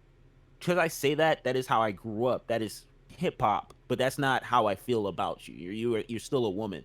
It's just that's how I grew up, right? Instead of calling people out for being like, but like, hey, we don't let any gay people in here. Like, that doesn't make any sense. Like, hip hop is for outcasts. So Yes. how about we support the outcasts? And some of the biggest outcasts in our society right now is anybody LGBTQ, right? So how about we support that? How about we get good music out of it. Nobody cares. So, you know, Frank Ocean came out years ago. When he came out, it seemed like nobody cared. There was like the jokes, you know what I mean? There are always going to be the jokes. But like nobody cares because that dude makes some fucking great music, right? I haven't heard shit from him that's ass. And he can sing all he wants about fucking whoever he wants. But at the end of the day, he makes great music. I remember his work on Goblin. Man, Fantastic. the hooks that he lays down are nuts. Exactly. And it's like for hip hop in 2000 and let's see, that's like 12, 13 somewhere, to accept somebody like that as being one of the best writers of hooks, one of the best artists, period. In 20 like that year, 10 years earlier, 20 years earlier, never thought of it. And that speaks to how hip hop evolves and changes. Art is not afraid of taking risks. It's not afraid of changing to include more people. Like that's hip hop. Like people ask me like why, like I grew up in a religious household. Why am I progressive in the way I think in a lot of things, right? I don't hate anybody. I don't feel like anybody deserves hate, really. I speak that way because I'm a black person, right? I'm a black person in the United States. I'm an immigrant. Like I'm a first generation immigrant. I've had people say some pretty terrible shit about me. So I'm not going to turn around and say some pretty terrible shit about somebody who has other things that makes them an outcast from society. And I feel like hip hop should be that way. You shouldn't really talk about a certain group of people because you are kind of like that certain group of people, no matter what you look like, right? You wouldn't join hip hop if you weren't somewhat of an outcast. Even though now it's the cool thing, hip hop is for the different. You know what I mean? Right. Like, not everybody can rhyme words the way that real artists can. I know everybody and their mama want to rap right now, but not everybody can do it the way that works and that is catchy and that is poppy and that is, real shit.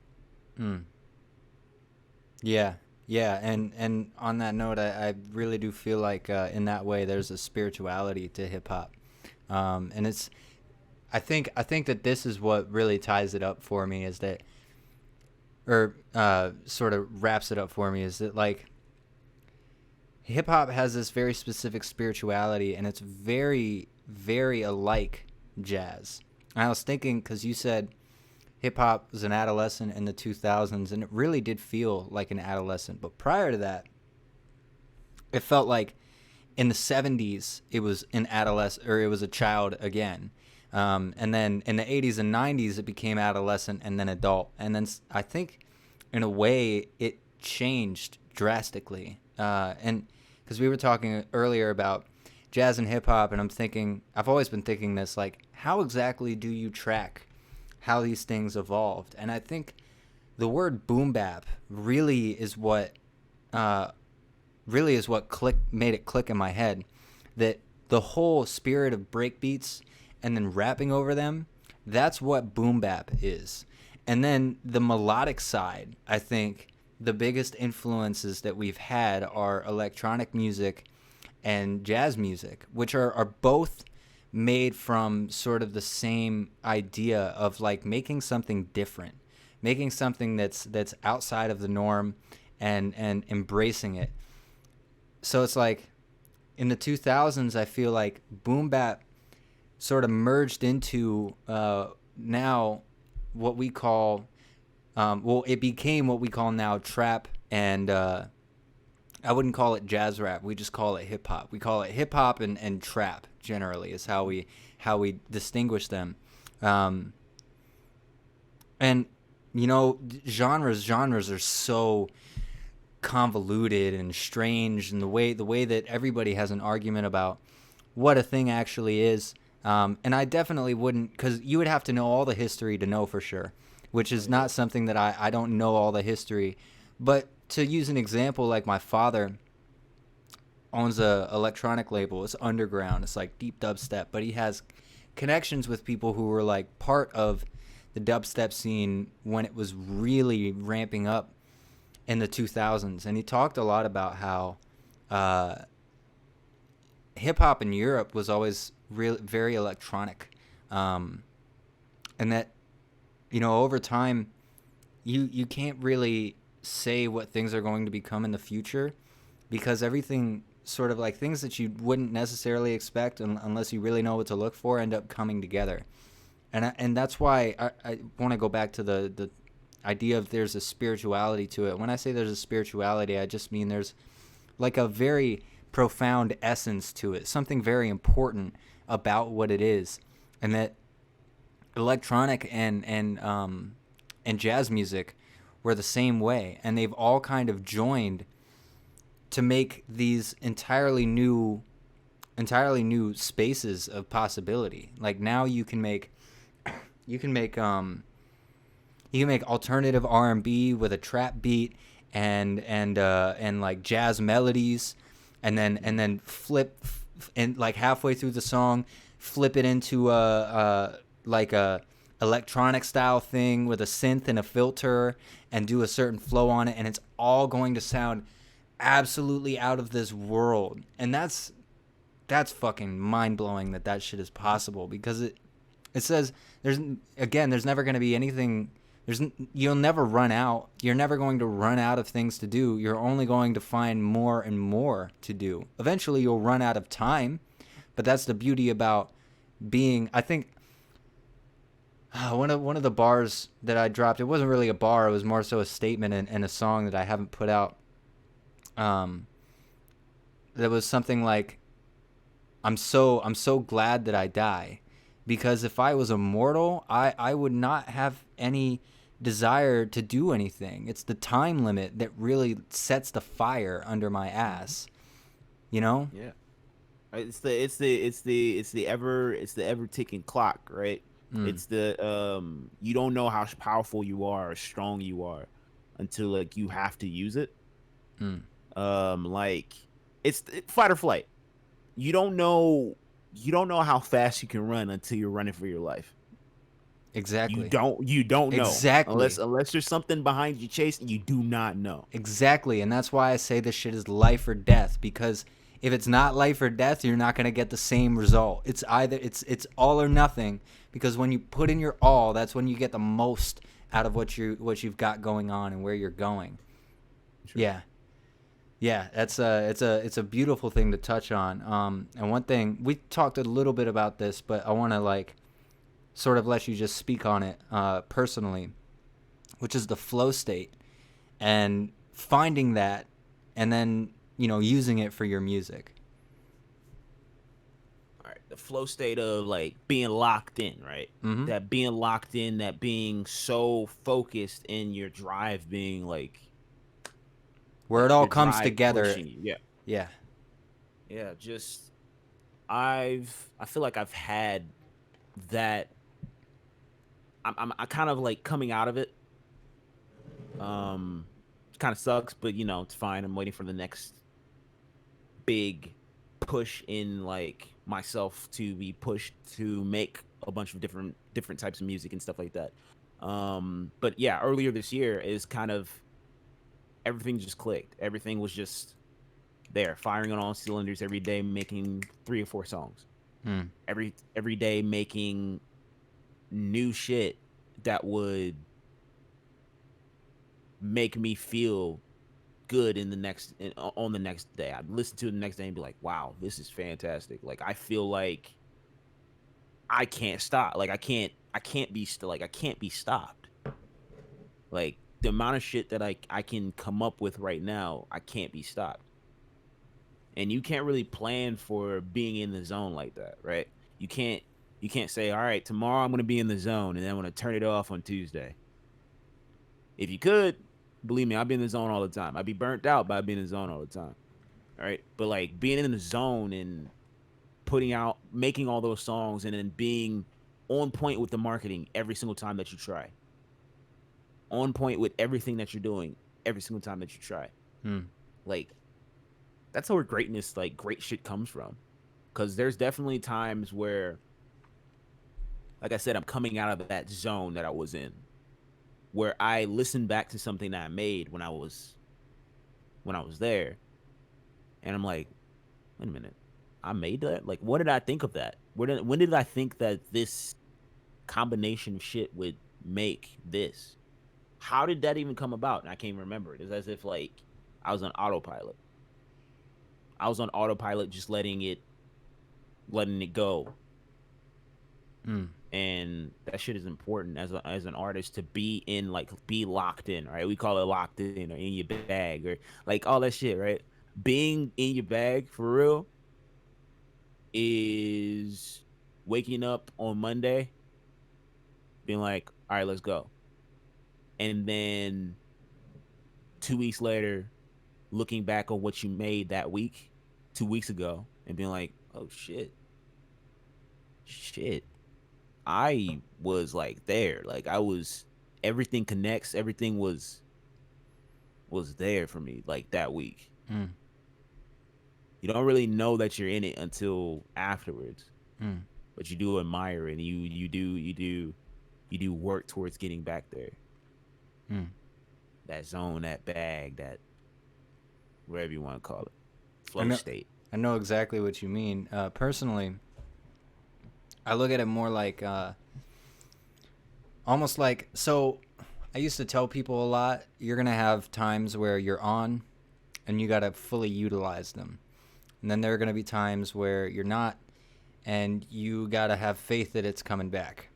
And one thing that I learned this year that I've always been really obsessed with, because I meditate, because I go into these states where I feel like I'm focusing, because when I meditate, I get this, I have these experiences where I can, it's in retrospect, in what I've learned in biology, it's got to be something to do with your blood flow and your oxygen, something like that. But I feel like when I focus my mind on something, I can feel energy there.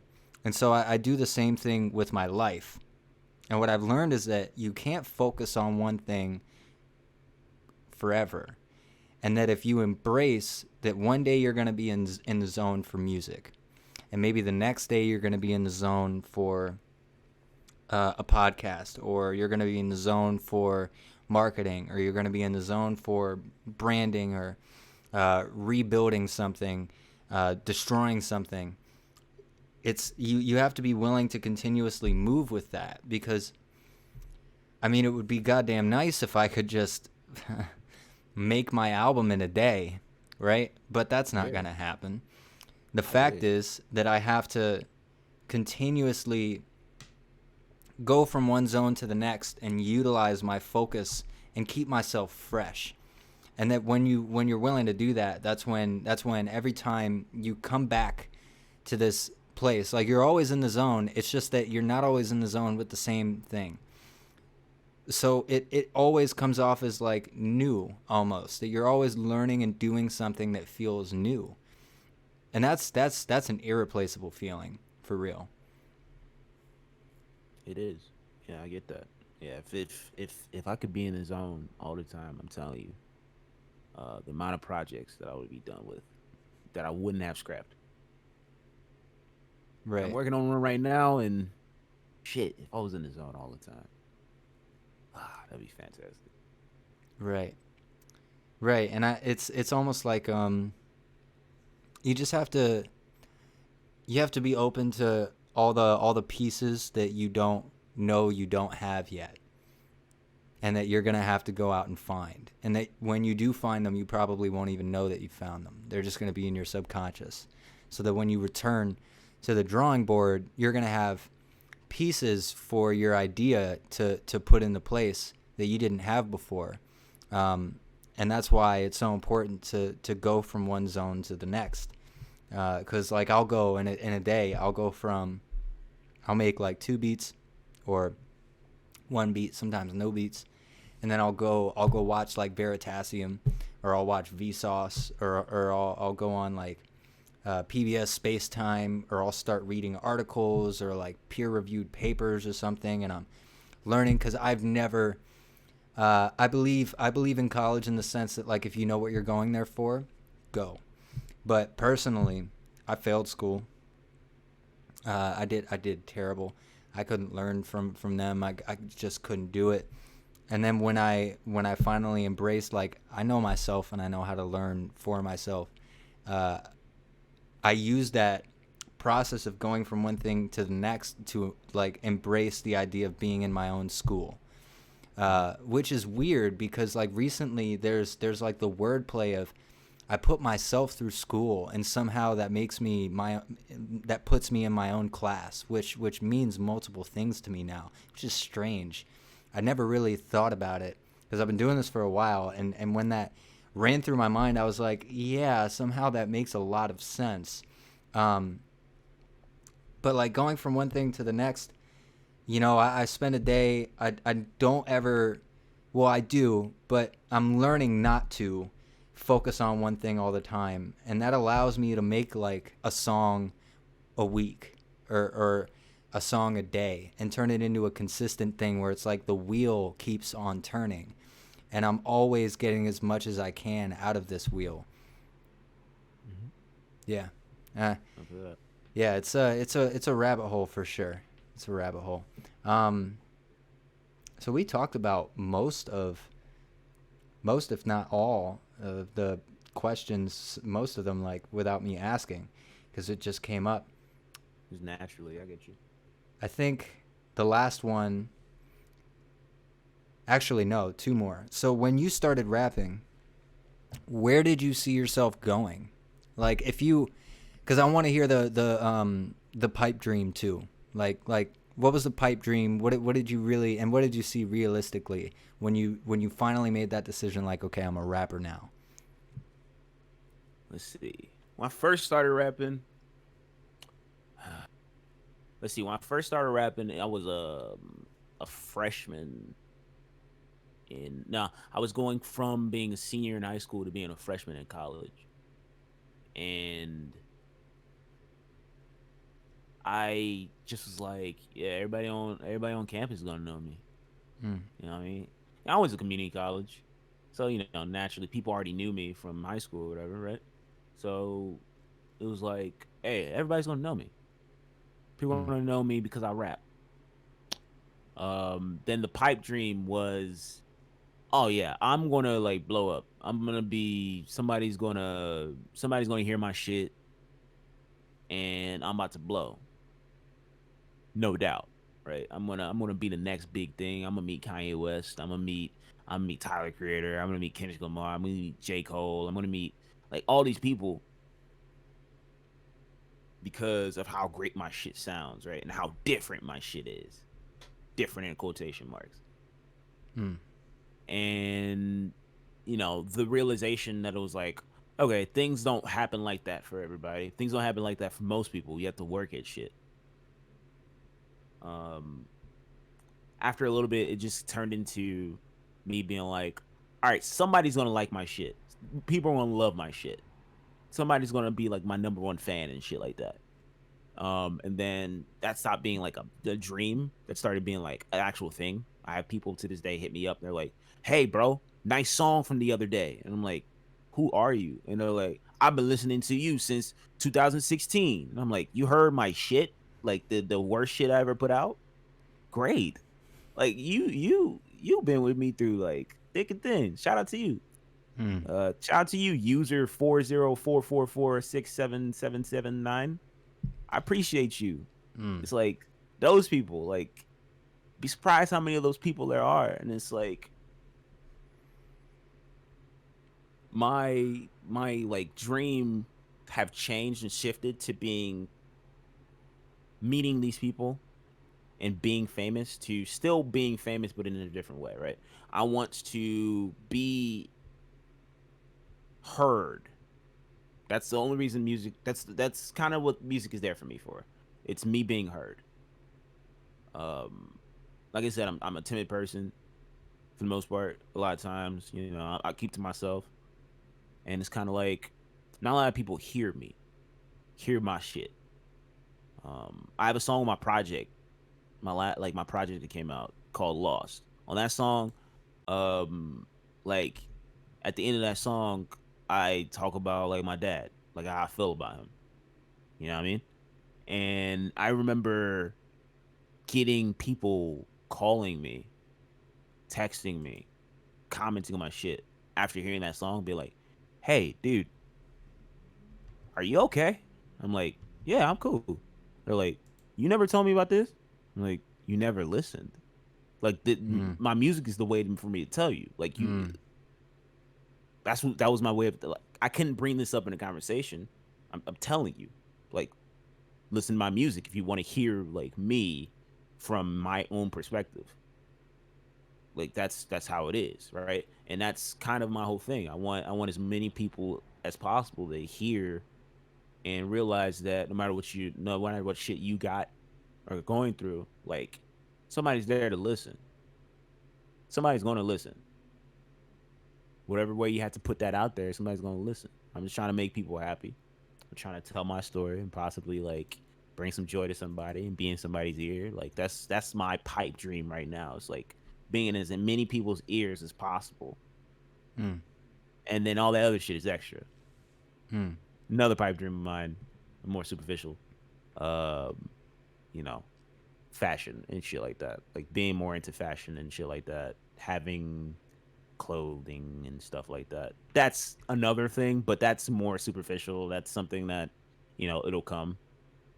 But yeah, the first one, it's how like truly somebody asked me before, why do you make music? And it's like for people to hear it, like for people to hear it, relate, and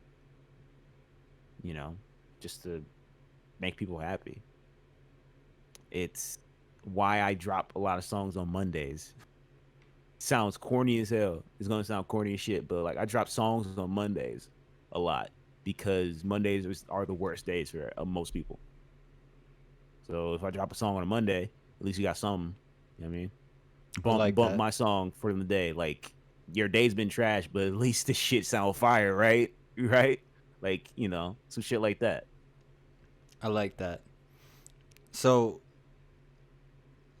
you already kind of answered. So your pipe dream as of now that you've come this far, is to just continue growing, really, and just continue getting in front of as many people as you can. Oh yeah. The superficial one besides the fashion thing is definitely next year to like be Lil Nas X level.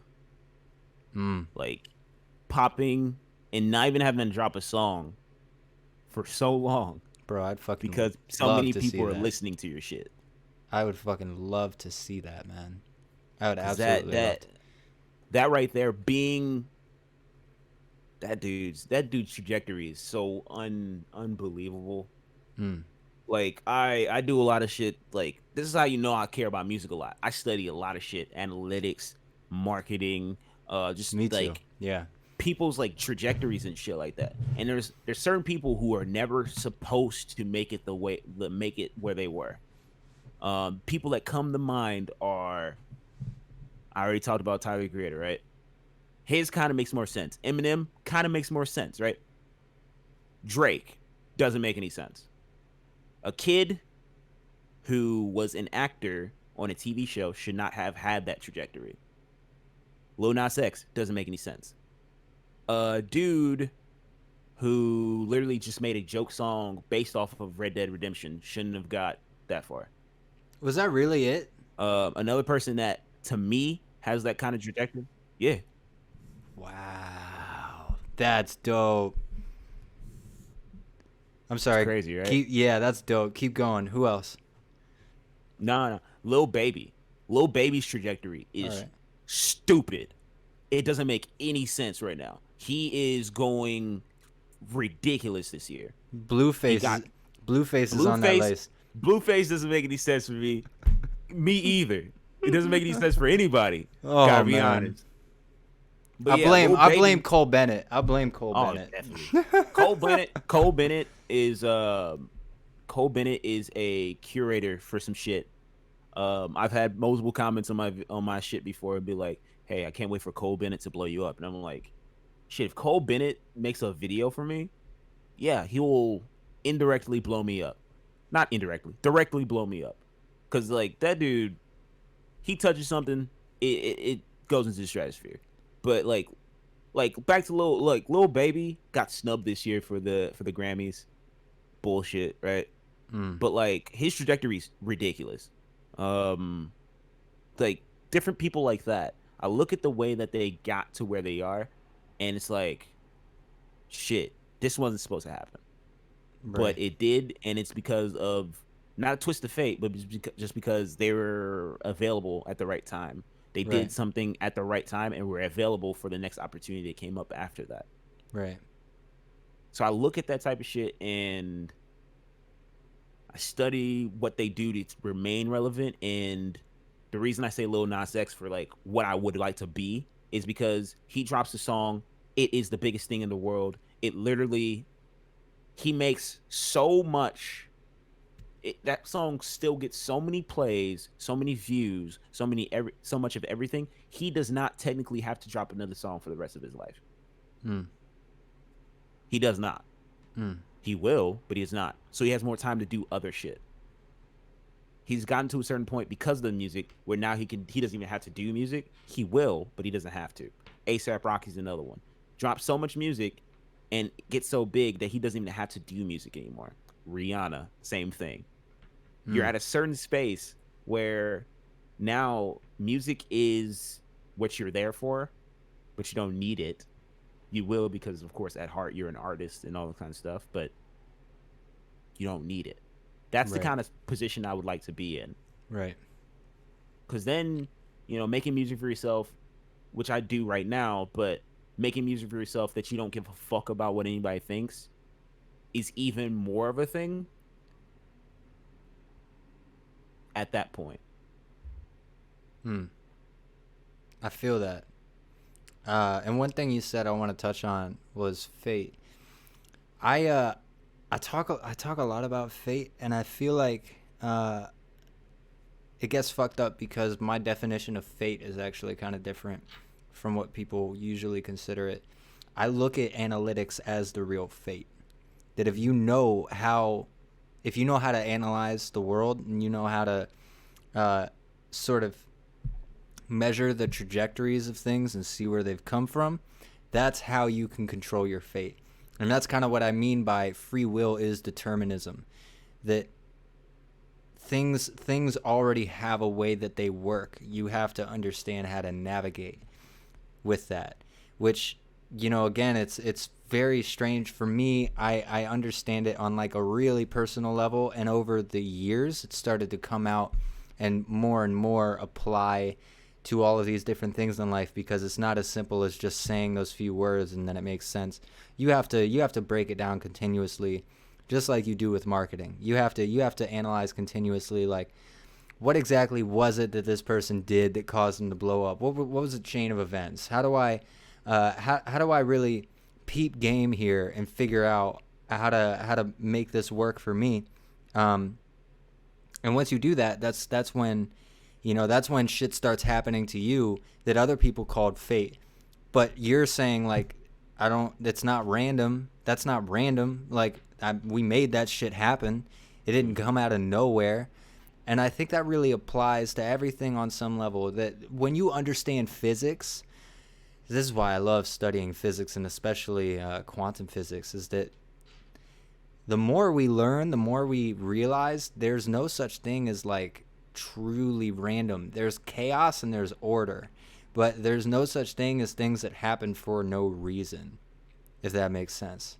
I get what you mean. Yeah.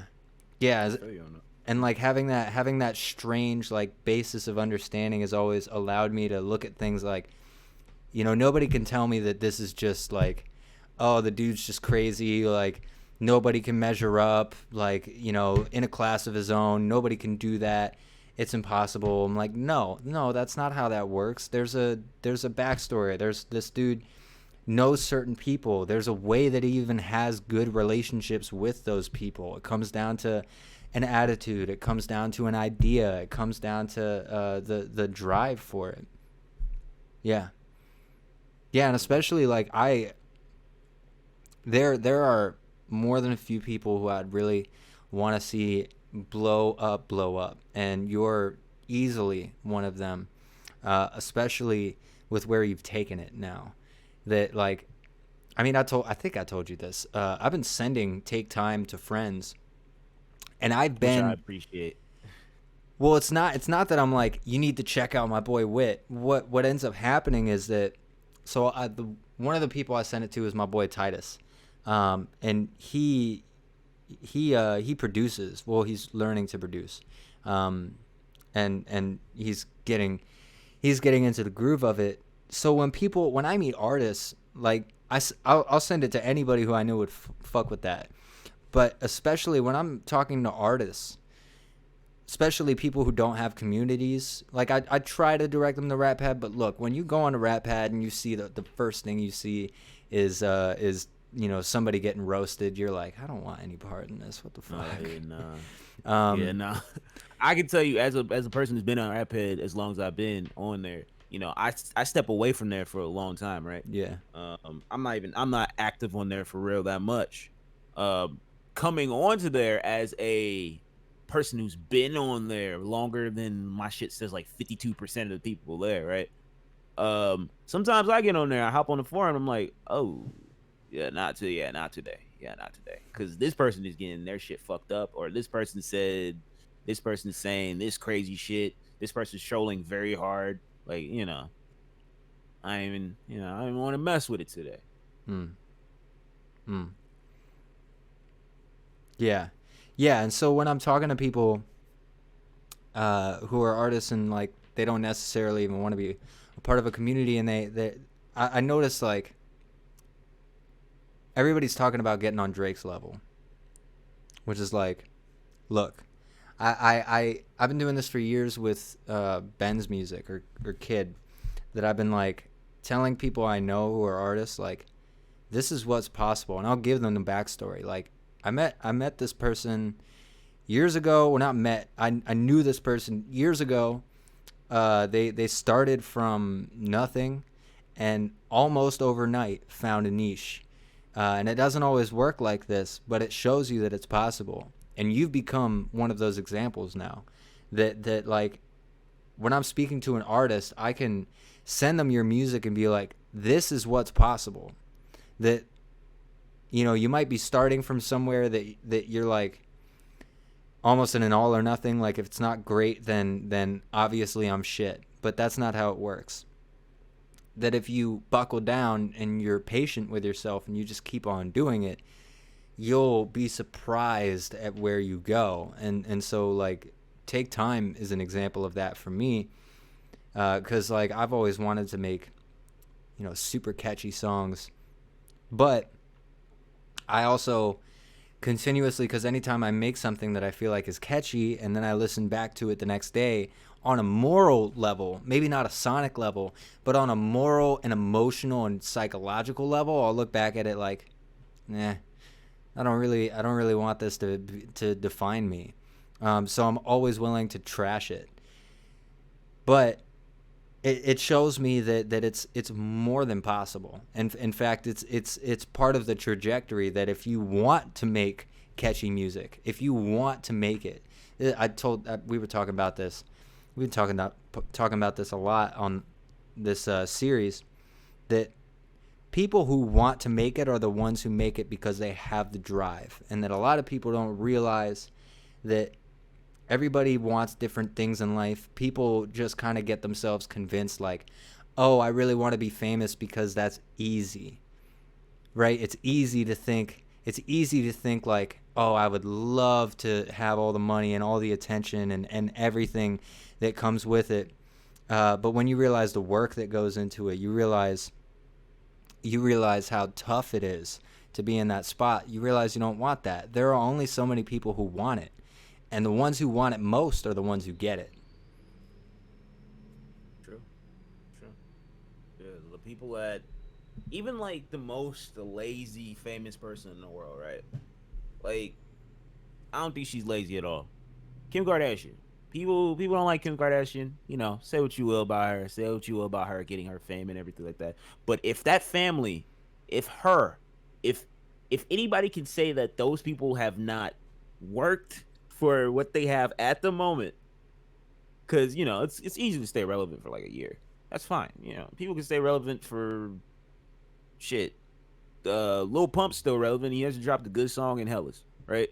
So like, it's easy to stay relevant for a little bit, but to stay consistently at the level they have been, you know how much fucking work on like creating images, creating moments, capitalizing on moments, doing all this shit to like make your family a household name to children is like, say what you will about that family, but one thing they do know is marketing.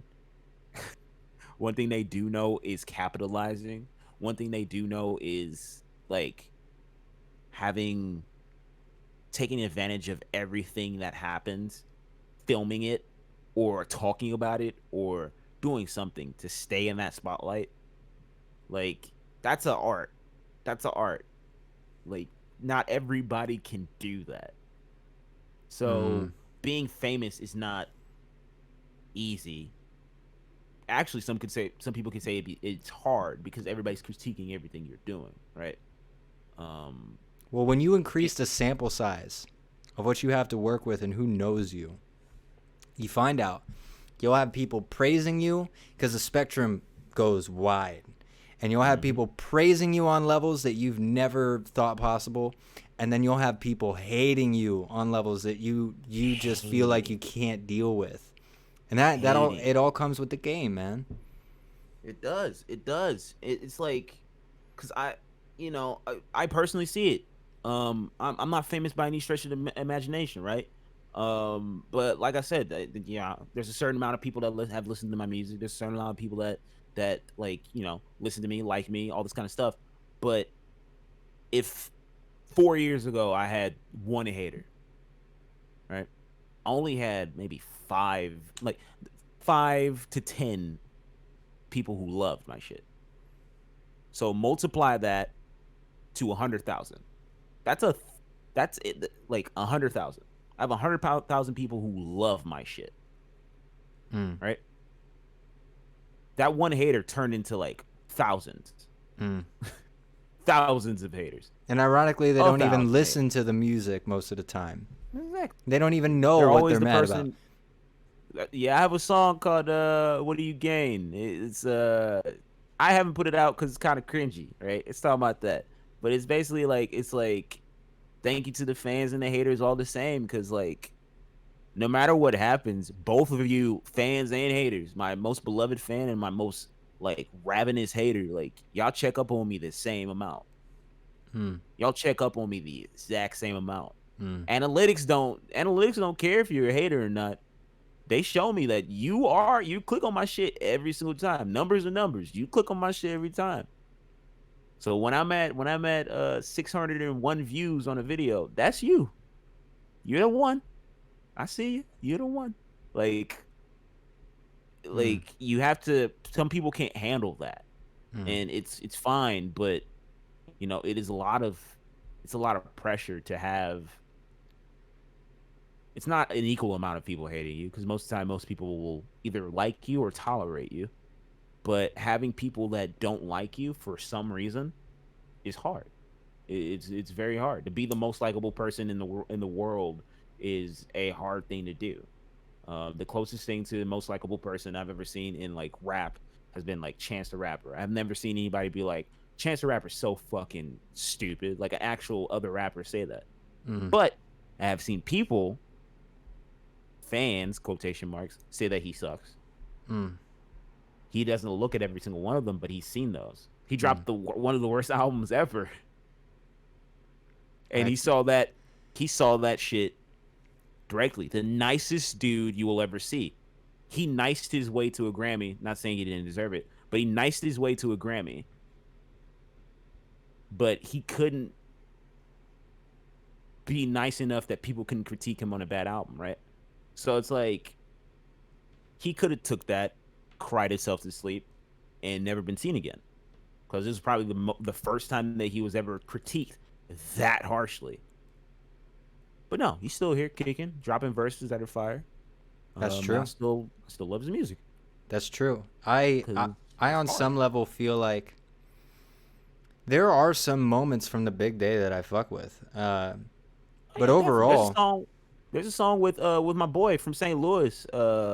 Shout out to St. Louis, Smino. Smino is one of the biggest artists from St. Louis in the past 10 years. He's on that album, and he has there's a great song that's back and forth between him and Chance the Rapper on there that is fantastic. wow, I Definitely. don't think I heard that. I Yes. should look for it. Smino, yeah. Well, I fuck with Smino heavy. Yeah. What was I gonna say?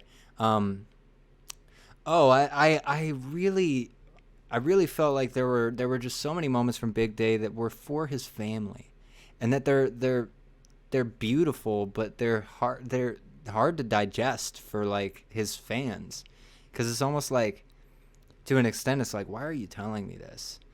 Um, and I know that he's making a statement. He's making a personal statement, like I'm in the best place I've ever been in my life, which is beautiful. And it's really hard for me. I can't take a dump on the man. I really can't. Even though I accept that was far from his best work. Uh, Yeah. I really do see the point of what he was doing there, and I also see the point of people hating on it. So I, there's that. I definitely see the point, because, like, to my point that I was making earlier, true artists and true art takes risks, and he took a risk by telling us his, like, internal feelings. I Hmm. mean, at the end of the day, you listen to Big Day, you're like, bro, that dude really loves his wife and his family. Like, he is about it. Like, and even though he cusses in his music, he still smokes weed. He talks about fucking. He's devout as fuck to his religion. He's devout as fuck to his wife, to his family, and this dude really cares. This is a nice guy. Should he have told me though? That's the thing. But, like, he took a risk. I It mean, didn't work, but he personally, took I the risk. wanted to know, but I really do understand that a lot of people didn't want to know. I don't know if you caught his Ralph Lauren concert, but that shit was stellar. Oh yeah, I've So I've been good. trying to. We've been trying to set up a little peek into what I'm trying to do. Trying to set up I don't know if you looked at, like, Color Studios, Yeah. like those things. We're trying to do, like, a Colors live little virtual concert. Mm. Trying to work on trying to market it and where to hold it, but that's trying to work on something like that, because looking at him and another artist that I love, IDK, um, fantastic artist who's been doing live virtual concerts and shit. Fantastic shit. Mm. Been looking at those and been just, like, building on those, and, like, the NPR Tiny Desk at home theaters that they've been doing. Um, those two, like, we're trying to do something like that. But yeah, Chance the Rapper is a trailblazer. His virtual concerts are dope. Yeah, they are. So we're well over 2 hours into this, so Yep. I'm not gonna hold you up any longer. If you got anything that you want to speak on, any sort of solid projects you wanna talk about, or um, ideas for the future, or any shout outs you want to give, and let the people know what your handles are, or where to find you. I got you. Just, like, final thoughts. Um, to anybody who's making music, whether you're on Rappad or whether you're on anything else, just don't be afraid to fucking try it. You know what I mean? Like, try it. Fuck it, right? What's the worst thing that's gonna happen? You can delete it. Like if it's bad, you can delete it after you post it. It's fine, but like try the shit, because Right. there's a lot of people who are more creative than they think they are, and they've pigeonholed themselves. They're like, I want to be an engineer. Why? My mom wants me to be an engineer. Well, what do you want to do? Well, kind of want to make music. Why don't you do that? I'm trash. Why do you say that? Because I'm an engineer. It's like, like it's just a cycle. It's like, dude, put a song out. Show your mom how many plays your song got, and maybe she'd be like, you know what? Stop being an engineer. You kind of suck at that. Be an artist or some shit like that, right? Like, try. Like, nothing's wrong with trying. And it doesn't have to be, if it's not music, it could be art. It could be anything else. But we never have too many creatives, man. We never have too many creatives. Do not be afraid to show what you can do. And then to actual artists currently, like, don't pigeonhole yourself. If you want to be genreless, be genreless. Like, you can make whatever the fuck you want. Don't pigeonhole yourself. And if you want to just make, and even for that, like, if you want to just make trap, just make trap. There's definitely audience for you out there. Like, do what makes you happy. Hmm. Don't chase that. I can tell you, like, most people who chase that shit, chase that fame, chase that, like, quick song, quick gratification, quick 1,000 plays, they don't really make it that far. Honestly, you get 1,000 plays, and on a song that you tried the hardest on, and like somebody like me will get like 15,000 off a song that I made in 30 seconds. That's because it's not inauthentic. It's not being pushed too hard. It's just something that just came from the heart, and I'm done with it. Like, it's something like that. You know what I mean? Um, yeah, that's final thoughts on that. Shout outs always in every single time. Shout out to Echo slash Left Field. He's one of the best producers I've ever heard in my entire life. He always drops fire. He will never be not good. Yes, I need you to do an album for me. Shout out to Kid for the trajectory that they are on. Shout out to everything that they have done, and every single accolade that you will gain in the next like year or two, because that's ridiculous to see you go from like this dude like that was like, hey, I think your music's fire, and I was like, you're good too, and he was like, nah, you're good, to like me looking up at him, or sorry, looking up at them and be like, shit, I can't even talk to you anymore. Like, I can't DM you and get a response back like easily, because you probably get that many DMs. Like, that's crazy to me. And I hope the best for you, for Hmm. real. Like, you are the thing that's going to hold you back.